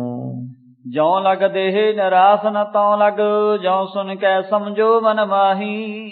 ਜਦੋਂ ਤੱਕ ਬੰਦੇ ਦੀ ਦੇਹੀ ਹੁੰਦੀ ਆ ਉਦੋਂ ਤੱਕ ਬੰਦੇ ਨੂੰ ਨਾ ਉਮੀਦੀ ਨਹੀਂ ਕਰਨੀ ਚਾਹੀਦੀ। ਜਉ ਸੁਣ ਕੇ ਸਮਝੋ ਮਨ ਮਾਹੀ, ਇਹ ਗੱਲ ਸੁਣ ਕੇ ਮਨ ਦੇ ਅੰਦਰ ਸਮਝ ਲੈਣਾ ਕਰੋ। ਖੋਲੋ ਨੈਣ ਰੱਖੋ ਮਨ ਕੋ ਥਿਰ, ਔਰ ਬਲੋਕੈ ਨਾ ਚਿੱਤ ਡੁਲਾਹੀ। ਖੋਲੋ ਅੱਖਾਂ ਤੇ ਮਨ ਨੂੰ ਟਿਕਾ ਕੇ ਰੱਖੋ, ਹੋਰ ਪਾਸੇ ਚਿੱਤ ਨਾ ਡਲਾਓ। ਇਹ ਗੁਰੂ ਨਾਨਕ ਦੇਵ ਜੀ ਨੇ ਵਾਕ ਦੱਤਾਤਰੇय ਜੀ ਨੂੰ ਬੋਲੇ ਨੇ ਕਿ ਜਦ ਤੱਕ ਬੰਦੇ ਦਾ ਸਰੀਰ ਹੁੰਦਾ ਉਦੋਂ ਤੱਕ ਤਾਂ ਕੁਛ ਨਾ ਕੁਛ ਜਬ ਲਗ ਦੁਨੀਆ ਰਹੀ ਹੈ। ਨਾਨਕ ਕਿਛ ਸੁਣੀਐ ਕਿਛ ਕਹੀਐ। ਬੰਦੇ ਨੂੰ ਕੋਈ ਨਾ ਕੋਈ ਗੱਲਬਾਤ ਕਰਨੀ ਚਾਹੀਦੀ ਹੈ। ਏਕ ਹੀ ਵਿਆਪਕ ਹੈ ਸਭ ਮੈਂ ਕਰਤਾਰ, ਬਿਨਾ ਕਟ ਕੋ ਨਹਿ ਆਹੀ। ਕਿਉਂਕਿ ਕਰਤਾਰ ਤਾਂ ਸਾਰਿਆਂ ਵਿੱਚ ਹੀ, ਤੇ ਫਿਰ ਤੂੰ ਅੱਖਾਂ ਖੋਲ ਕੇ ਦੇਖਦਾ ਕਿਉਂ ਨਹੀਂ? ਸਾਰਿਆਂ ਵਿੱਚ ਕਰਤਾਰ ਨੂੰ ਦੇਖ, ਸਮਾਧੀ ਖੋਲ ਆਪਣੀ। ਸਵਈਆ ਦਤ ਕਹੈ ਕਸ ਕਾਜ ਨਹੀਂ, ਜਗ ਬੋਲਣ ਕੋ ਨਹਿ ਮੁਹਿ ਸੁਭਾਉ। ਉਸ ਦੱਤਾਤਰੇय ਜੀ ਕਹਿੰਦੇ, ਜਗ ਨਾਲ ਮੇਰਾ ਕੋਈ ਕੰਮ ਨਹੀਂ ਤੇ ਮੇਰਾ ਸੁਭਾਅ ਨਹੀਂ ਹੈ ਬੋਲਣ ਦਾ। ਆਸ ਕੋ ਛੋਰ ਨਿਰਾਸ ਪਾਇਓ, ਮਨ ਕੀਨ ਸਦਾ ਸਿਰ ਨਾਹੀਂ ਡੁਲਾਉ। ਮੈਂ ਤਾਂ ਆਸਾਂ ਨੂੰ ਛੱਡ ਕੇ ਦੁਨੀਆ ਤੋਂ ਨਿਰਾਸ ਹੋ ਕੇ ਬੈਠਾ। ਮੈਂ ਮਨ ਕੀਨ ਸਦਾ ਥਿਰ ਨਾਹੀਂ ਡੁਲਾਉ, ਮਨ ਨੂੰ ਟਿਕਾ ਕੇ ਬੈਠਾ, ਮੈਂ ਡਲਾਉਂਦਾ ਨਹੀਂ ਹਾਂ ਮਨ। ਇਸ ਕਰਕੇ ਮੈਂ ਬਸ ਆਪਣੇ ਅੰਦਰ ਨੂੰ ਹੀ ਦੇਖਦਾ, ਬਾਹਰ ਨਹੀਂ ਦੇਖਦਾ। ਪੂਰਨ ਭੀ ਕਰੁਣਾ ਹਮ ਪੈ, ਉਰ ਵੇਚ ਬਸਿਓ ਤੇ ਸੋ ਲਿਵ ਲਾਉ। ਬਹੁਤ ਮੇਰੇ ਤੇ ਪ੍ਰਮਾਤਮਾ ਦੀ ਕਿਰਪਾ ਹੋਈ ਆ, ਮਨ ਦੇ ਅੰਦਰ ਬਸਿਆ, ਮੈਂ ਤਾਂ ਅੰਦਰ ਨੂੰ ਹੀ ਦੇਖਦਾ ਹਾਂ। ਰੋਮਹਿ ਰੋਮ ਰਚਿਓ ਸੋ ਭਲੀ ਵਿਦ, ਕਯੋ ਰਸਨਾ ਬਬੈਨ ਅਲਾਉ। ਜਿਹੜਾ ਰੋਮਾਂ ਵਿੱਚ ਰਚਿਆ ਹੋਇਆ ਉਹਦੇ ਵਿੱਚ ਹੀ ਮੈਂ ਸਮਾਧੀ ਲਾ ਕੇ ਰਚਿਆ ਹੋਇਆ ਹਾਂ। ਹੁਣ ਮੈਂ ਰਸਨਾ ਦੇ ਨਾਲ ਕਿਉਂ ਬੈਨ ਅਲਾਵਣਾ ਕਰਾਂ। ਚੌਪਈ ਸੁਨਤੇ ਮਤ ਕੋ ਸ੍ਰੀ ਗੁਰ ਬੋਲੇ। ਸੁਣ ਕੇ ਉਹਦੇ ਮਤ ਨੂੰ, ਉਹਦੀ ਬੁੱਧੀ ਦੀ ਗੱਲ ਨੂੰ ਮਹਾਰਾਜ ਸੱਚੇ ਪਾਤਸ਼ਾਹ ਬੋਲੇ ਬਚਨ। ਧੰਨ ਤੁਮੈ ਮਨ ਰਹਿਤ ਅਡੋਲੇ। ਧੰਨ ਹੋ ਤੁਸੀਂ ਦੱਤਾਤਰੇय ਜੀ, ਤੁਹਾਡਾ ਮਨ ਅਡੋਲ ਰਹਿੰਦਾ ਹੈ। ਆਤਮ ਗਿਆਨ ਉਦਦ ਕੇ ਮਾਹੀ। ਆਤਮਕ ਗਿਆਨ ਤੁਹਾਡੇ ਹਿਰਦੇ ਦੇ ਅੰਦਰ ਹੈ। ਰਹਿਓ ਮੀਨ ਜੋ ਮਗਨ ਸਦਾਹੀ। ਆਤਮ ਗਿਆਨ ਦੇ ਸਮੁੰਦਰ ਵਿੱਚ ਤੁਸੀਂ ਰਹਿੰਦੇ, ਜਿਵੇਂ ਮੱਛੀ ਰਹਿੰਦੀ ਹਮੇਸ਼ਾ ਪਾਣੀ ਵਿੱਚ। ਕੁੰਡਲ ਕਟਕਾ ਟਿਕ ਲੰਕਾਰਾ। ਸੋ ਇਸ ਤਰ੍ਹਾਂ ਜਿਹੜਾ ਕੁੰਡਲ ਕਟਕਾਦਿਕ ਜਿਹੜੇ ਵਾਲ ਸੀ ਕੜਿਆਂ ਵਰਗੇ ਗੋਲ ਗੋਲ, ਲੰਕਾਰਾ ਤੋਂ ਭਾਵ ਗਹਿਣਿਆਂ ਵਾਂਗੂ ਸੋਹਣੇ ਲੱਗ ਰਹੇ ਸਨ। ਸਭ ਕੂਰੇ ਉਰ ਬੀਚ ਵਿਚਾਰਾ, ਅਥਵਾ ਕਹਿਣ ਤੋਂ ਭਾਵ ਜਿਹੜੇ ਸੰਸਾਰ ਦੇ ਜਿੰਨੇ ਪਦਾਰਥ ਨੇ ਉਹ ਝੂਠੇ ਹੀ ਲੱਗਦੇ ਸੀ ਮਨ ਦੇ ਅੰਦਰ। ਜੋ ਕੰਚਨ ਹੈ ਸਰਬ ਆਧਾਰਾ, ਜਿਹੜਾ ਸੋਨਾ ਹੈ ਸਾਰਿਆਂ ਦਾ ਆਸਰਾ ਬਣਾਇਆ ਲੋਕਾਂ ਨੇ ਦੁਨੀਆ 'ਚ, ਸੋ ਸਾਚੋ ਨੀਕੀ ਵਿਦ ਧਾਰਾ। ਮੈਂ ਪ੍ਰਮਾਤਮਾ ਦੇ ਨਾਮ ਨੂੰ ਹੀ ਹਿਰਦੇ 'ਚ ਵਸਾਇਆ, ਇਹੀ ਮੇਰਾ ਸਾਰਾ ਕੁਝ ਹੈ। ਅਸ ਕਹਿ ਕਰ ਮਿਲ ਆਪਸ ਮਾਹੀ, ਇਉਂ ਕਹਿ ਕਰਕੇ ਆਪਸ ਵਿੱਚ ਮਿਲ ਕਰਕੇ ਹਰਖਤ ਪੇ ਦੋਹਿ ਦੇ ਸੁਖ ਪਾਹੇ, ਖੁਸ਼ ਹੋ ਗਏ, ਦੋਨਾਂ ਪਾਸਿਆਂ ਤੋਂ ਸੁਖ ਪਾਇਆ ਹੈ। ਕੀਤਕ ਕਾਲ ਬਹਿਟ ਤੇ ਪਾਸਾ, ਕਿੰਨਾ ਕੁ ਸਮਾਂ ਉਹਨਾਂ ਦੇ ਕੋਲ ਬੈਠੇ ਨੇ। ਚਲਣੇ ਤਿਆਰ ਭਏ ਸੁਖ ਰਾਸਾ, ਸੁਖਾਂ ਦੇ ਖਜ਼ਾਨੇ ਗੁਰੂ ਨਾਨਕ ਦੇਵ ਜੀ ਚੱਲਣ ਨੂੰ ਤਿਆਰ ਹੋ ਗਏ ਨੇ। ਕਰ ਬੰਧਨ ਕੋ ਸੀਸ ਨਵਾਏ, ਫਿਰ ਉਸ ਵਕਤ ਇੱਕ ਦੂਜੇ ਨੂੰ ਨਮਸਕਾਰ ਕੀਤੀ, ਸੀਸ ਨਵਾਏ ਨੇ। ਆਗੇ ਸ੍ਰੀ ਗੁਰ ਬਹਰ ਸਿਧਾਏ, ਸਤਿਗੁਰੂ ਮਹਾਰਾਜ ਸੱਚੇ ਪਾਤਸ਼ਾਹ ਅੱਗੇ ਚਲੇ ਗਏ ਹਨ। ਕਮਲ ਬਦਨ ਸੁਖ ਸਦਨ ਸੁਹਾਵਨ, ਕਮਲ ਸਰੀਖਾ ਚਿਹਰਾ ਸੁਖਾਂ ਦੇ ਘਰ ਗੁਰੂ ਨਾਨਕ ਦੇਵ ਜੀ ਸ਼ੋਭਨੀਕ ਹੋ ਰਹੇ ਨੇ। ਪੂਰਨ ਧਿਆਏ ਭਉ ਮਨ ਭਾਵਨ, ਇਹ ਜਿਹੜਾ ਧਿਆ ਸੀ ਮਨ ਨੂੰ ਭਾਉਂਦਾ, ਇੱਥੇ ਚੰਗਾ ਲੱਗਦਾ, ਧਿਆ ਪੂਰਾ ਹੋਇਆ। ਸੋ ਕੱਲ ਨੂੰ ਸ਼ਰਵਣ ਕਰਾਂਗੇ ਕਿਸ ਪ੍ਰਕਾਰ ਸਤਿਗੁਰੂ ਮਹਾਰਾਜ ਸੱਚੇ ਪਾਤਸ਼ਾਹ ਅਮਰ ਪੁਰਸ਼ ਪ੍ਰਹਿਲਾਦ ਜੀ ਨੂੰ ਵੀ ਮਿਲੇ ਨੇ। ਇਹ ਸਾਰੇ ਅਮਰ ਪੁਰਸ਼ ਹੁੰਦੇ ਨੇ। ਸਮਾਧੀ ਲੀਨ ਹੋ ਕੇ ਜਿਹੜਾ ਦੀ ਅਵਸਥਾ ਖੁੱਲ ਜਾਂਦੀ ਹੈ, ਉਹ ਜਿਹਨੂੰ ਮਰਜ਼ੀ ਯਾਦ ਕਰ ਲਓ, ਸਾਹਮਣੇ ਖੜਾ ਹੋ ਜਾਂਦਾ ਆ ਕੇ, ਔਰ ਜਿਹਦੀ ਕਥਾ ਚੱਲੂਗੀ ਉਹਨੇ ਆਉਣਾ ਹੀ ਆਉਣਾ। ਤੇ ਜਿਹੜਾ ਅੰਦਰ ਕੋਈ ਬੈਠਾ ਅੱਖਾਂ ਖੁੱਲੀਆਂ ਵਾਲਾ, ਉਹਨੂੰ ਦਿਖਣਾ ਹੀ ਦਿਖਣਾ ਕਿ ਆ ਬੈਠੇ ਪ੍ਰਹਿਲਾਦ ਜੀ ਸਾਡੇ ਕੋਲੇ। ਤੇ ਇਹ ਚੀਜ਼ਾਂ ਬਹੁਤ ਹਾਈ ਕਲਾਸ। ਇੱਧਰ ਨੂੰ ਕਿਹਦੀ ਮਿਹਨਤ ਹੈ?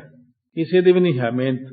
ਇਸ ਕਰਕੇ ਦੱਸਣਾ ਮੇਰਾ ਫਰਜ਼ ਹੈ ਕਿ ਮੈਂ ਦੱਸ ਸਕਦਾ, ਕਿਉਂਕਿ ਮਹਾਂਪੁਰਖ ਐਸੇ ਚੀਜ਼ਾਂ ਦੱਸ ਦਿੰਦੇ ਸੀ, ਅਸੀਂ ਪੁੱਛ ਲੈਂਦੇ ਸੀ। ਸ਼ੰਕਾ ਸਾਨੂੰ ਵੀ ਹੁੰਦਾ ਸੀ ਉਦੋਂ ਵੀ ਆਹ ਗੱਲਾਂ ਜੀ ਉਵੇਂ ਲਿਖੀਆਂ ਹੋਈਆਂ, ਪਤਾ ਨਹੀਂ ਹੈ ਕਿ ਨਹੀਂ ਹੈ। ਕਹਿੰਦੇ ਹੁੰਦੇ ਤਾਂ ਹੈ, ਇਹ ਸਾਰੀਆਂ ਗੱਲਾਂ ਆਤਮਦਰਸ਼ੀ ਪੁਰਸ਼ ਦੀਆਂ ਚੀਜ਼ਾਂ ਨੇ। ਇਹ ਆਮ ਬੰਦੇ ਦੀ ਸਮਝ ਸੋਝੀ ਤੋਂ ਪਰੇ ਨੇ। ਪਰ ਜਦੋਂ ਗੱਲ ਆਪਾਂ ਕਰਦੇ ਗੁਰੂ ਨਾਨਕ ਸਾਹਿਬ ਦੀ, ਬਚਨ ਕਰਦੇ ਬਾਣੀ ਦਾ ਬਚਨ ਤਮੋ ਰਜੋ ਸਤੋ ਤੋਂ ਹੀ ਉੱਤੇ ਉੱਠ ਕੇ ਹੁੰਦਾ। ਤੇ ਦੁਨੀਆ ਦੇ ਬੰਦੇ ਬਸਦੇ ਵਿਚਾਰੇ ਤਮੋ ਰਜੋ ਸਤੋ ਤੱਕ ਹੀ ਨੇ। ਕੋਈ ਬੰਦਾ ਜੇ ਸਤੋ ਪਦ ਤੋਂ ਉੱਤੇ ਉੱਠ ਕੇ ਚੌਥੀ ਪਦ ਵਿੱਚ ਵਰਤਦਾ, ਉਹੋ ਜਿਹਾ ਬੰਦਾ ਕੋਈ ਲੱਭਦਾ ਆਪਾਂ ਨੂੰ। ਫੇਰ ਵੀ ਜੋ ਮਹਾਰਾਜ ਸੱਚੇ ਪਾਤਸ਼ਾਹ ਨੇ ਸੁਣਾਇਆ, ਬਹੁਤ ਸੁੰਦਰ ਉਪਦੇਸ਼ ਹੈ। ਮੁੱਖ ਚੀਜ਼ ਲੈਣ ਵਾਲੀ ਜਿਹੜੀ ਹੁੰਦੀ ਵਿੱਚੋਂ ਰਸ ਲੈ ਲਈਦਾ ਕਿ ਰੱਬ ਦੇ ਪਿਆਰੇ ਦੇਖੋ ਸਮਾਧੀਆਂ ਲਾ ਕੇ ਲੀਨ ਹੋ ਕੇ ਪ੍ਰਮਾਤਮਾ 'ਚ ਬੈਠੇ ਨੇ। ਦੁਨੀਆ ਨਾਲ ਉਹਨਾਂ ਦਾ ਕੋਈ ਮਤਲਬ ਨਹੀਂ ਹੁੰਦਾ, ਅੰਦਰ ਨੂੰ ਹੀ ਪ੍ਰਮਾਤਮਾ ਨੂੰ ਦੇਖੀ ਜਾਂਦੇ ਨੇ।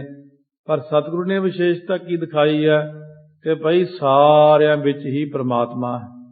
ਇੱਕ ਬੰਦਾ ਜਿਸ ਪਹਾੜਾਂ ਵਿੱਚ ਸਮਾਧੀ ਲਾ ਕੇ ਬ੍ਰਹਮ ਗਿਆਨੀ ਬਣ ਕੇ ਬੈਠ ਵੀ ਗਿਆ, ਇਕੱਲੇ ਦਾ ਭਲਾ ਹੋ ਜਾਵੇਗਾ। ਪਰ ਜੇ ਉਹੀ ਵਿਅਕਤੀ ਬ੍ਰਹਮ ਗਿਆਨ ਪ੍ਰਾਪਤ ਕਰਕੇ ਸਾਰੀ ਦੁਨੀਆ 'ਚ ਵਿਚਰ ਕੇ ਦੁਨੀਆ ਨੂੰ ਸਹੀ ਰਸਤੇ ਲਾਵੇ, ਲੱਖਾਂ ਲੋਕਾਂ ਨੂੰ ਤਾਰ ਸਕਦਾ। ਉਹ ਗੁਰੂ ਸਾਹਿਬ ਦੀ ਇਹ ਜਿਹੜੀ ਆ ਮਰਿਆਦਾ ਇਹੀ ਆ। ਗੁਰੂ ਸਾਹਿਬ ਕਹਿੰਦੇ ਮੈਂ ਵੀ ਫਿਰ ਬੈਠਾ ਰਹਿ ਸਕਦਾ, ਸਮਾਧੀ ਲਾ ਕੇ ਬਹਿ ਜਾਂਦਾ ਨਨਕਾਣਾ ਸਾਹਿਬ। ਪਰ ਗੁਰੂ ਸਾਹਿਬ ਨੇ ਇੰਨੀਆਂ ਉਦਾਸੀਆਂ ਜਾ ਕੇ ਥਾਂ ਲੋਕਾਂ ਨੂੰ ਪ੍ਰਮਾਤਮਾ ਨਾਲ ਜੋੜਿਆ, ਸਹੀ ਰਸਤੇ ਲਾਇਆ।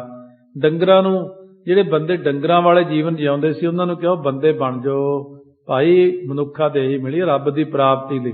ਇਹ ਡੰਗਰਾਂ ਵਾਲੇ ਕੰਮ ਕਰਨ ਨੂੰ ਨਹੀਂ ਮਿਲੀ। ਕਿਉਂ? ਗੁਰੂ ਨਾਨਕ ਸਾਹਿਬ ਨੇ ਸਾਰੀ ਦੁਨੀਆ ਨੂੰ ਸਹੀ ਉਪਦੇਸ਼ ਦੇ ਕੇ ਸਹੀ ਮਾਰਗ ਤੇ ਲਾ ਕੇ ਮਨੁੱਖਾ ਜਨਮ ਸਫਲਤਾ ਸਹਿਤ ਕੀਤਾ ਸਾਰਿਆਂ ਦਾ। ਸਾਡਾ ਵੀ ਜਨਮ ਸਫਲਾ ਹੋਵੇ, ਆਪਾਂ ਵੀ ਨਾਮ ਜਪ ਕੇ ਅੰਤਰਮੁਖ ਬਿਰਤੀ ਵੀ ਕਰਨੀ ਹੈ, ਪਰ ਨਾਲ ਦੁਨੀਆ ਨੂੰ ਵੀ ਦੱਸਣਾ ਹੈ ਕਿ ਭਾਈ ਆਹ ਕੰਮ ਚੰਗੇ ਨੇ, ਇਹ ਕੰਮ ਮਾੜੇ ਨੇ, ਇਹ ਕੰਮ ਨਹੀਂ ਕਰੀਦੇ। ਗੁਰੂ ਸਾਹਿਬ ਜੋ ਕਹਿੰਦੇ ਨੇ ਉਹ ਅੱਗੇ ਪ੍ਰਚਾਰ ਵੀ ਕਰਨਾ ਹੈ। ਦੁਨੀਆ ਨੂੰ ਸਹੀ ਰਸਤੇ ਉੱਤੇ ਲਾ ਕੇ ਸਰਬੱਤ ਦਾ ਭਲਾ ਕਰਕੇ ਆਪਣਾ ਭਲਾ ਕਰਨਾ ਹੈ। ਸਤਿਗੁਰੂ ਮਹਾਰਾਜ ਇਉਂ ਬਖਸ਼ਿਸ਼ ਕਰਦੇ ਨੇ। ਵਾਹਿਗੁਰੂ ਵਾਹਿਗੁਰੂ ਵਾਹਿਗੁਰੂ ਵਾਹਿਗੁਰੂ ਵਾਹਿਗੁਰੂ ਵਾਹਿਗੁਰੂ ਵਾਹਿਗੁਰੂ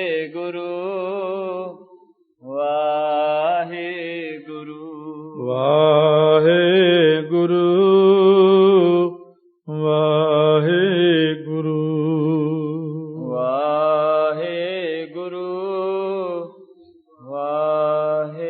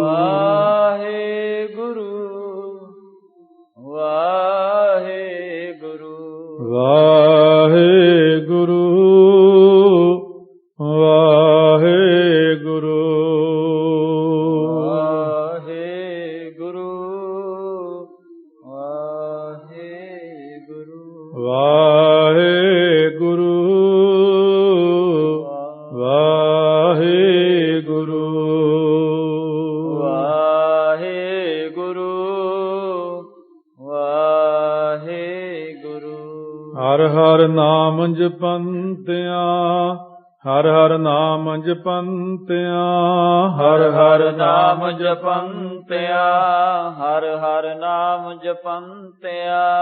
ਕਛ ਨ ਕਹੈ ਜਮ ਕਾਲ, ਕਛ ਨ ਕਹੈ ਜਮ ਕਾਲ, ਕਛ ਨ ਕਹੈ ਜਮ ਕਾਲ, ਕਛ ਨ ਕਹੈ ਜਮ ਕਾਲ।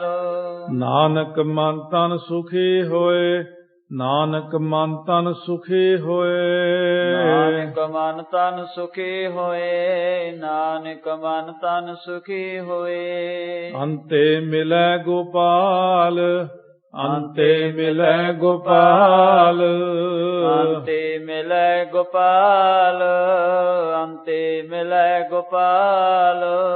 ਵਾਹਿਗੁਰੂ ਜੀ ਕਾ ਖਾਲਸਾ, ਵਾਹਿਗੁਰੂ ਜੀ ਕੀ ਫਤਿਹ। ਸਾਧ ਸੰਗਤ, ਇਹ ਪਾਠ ਆੜੇ ਉੱਤੇ ਟਿੱਪੀ ਤੱਤੇ ਨੂੰ ਲਾ, ਅੰਤੇ ਮਿਲੈ ਗੋਪਾਲ। ਬਹੁਤ ਸਾਰੇ ਪ੍ਰੇਮੀ ਗਲਤੀ ਨਾਲ ਇਉਂ ਕਹਿੰਦੇ ਵੀ ਸੁਣੇ ਜਾਂਦੇ, ਅੰਤ ਹੈ ਮਿਲੇ ਗੋਪਾਲ। ਉਹ ਆਪਣੀ ਜਿਹੜੀ ਸਿਆਣਪ ਕਰਦੇ ਨੇ ਵੀ ਮੈਂ ਪਾਠ ਸ਼ੁੱਧ ਬੋਲਦਾ। ਅੰਤ ਹੈ ਹੁੰਦੀ ਅੰਤਹਿਸ਼ਕਰਨ ਵਿੱਚ, ਤੇ ਅੰਤੇ ਹੁੰਦਾ ਅੰਤ ਨੂੰ ਗੋਪਾਲ ਵਿੱਚ ਉਹ ਬੰਦਾ ਲੀਨ ਹੋ ਜਾਂਦਾ। ਧਿਆਨ ਨਾਲ ਪਾਠ ਦੇਖ ਲੈਣਾ, ਮਹਾਰਾਜ ਵਿੱਚ ਅੰਤੇ ਹੀ ਲਿਖਿਆ ਹੋਇਆ।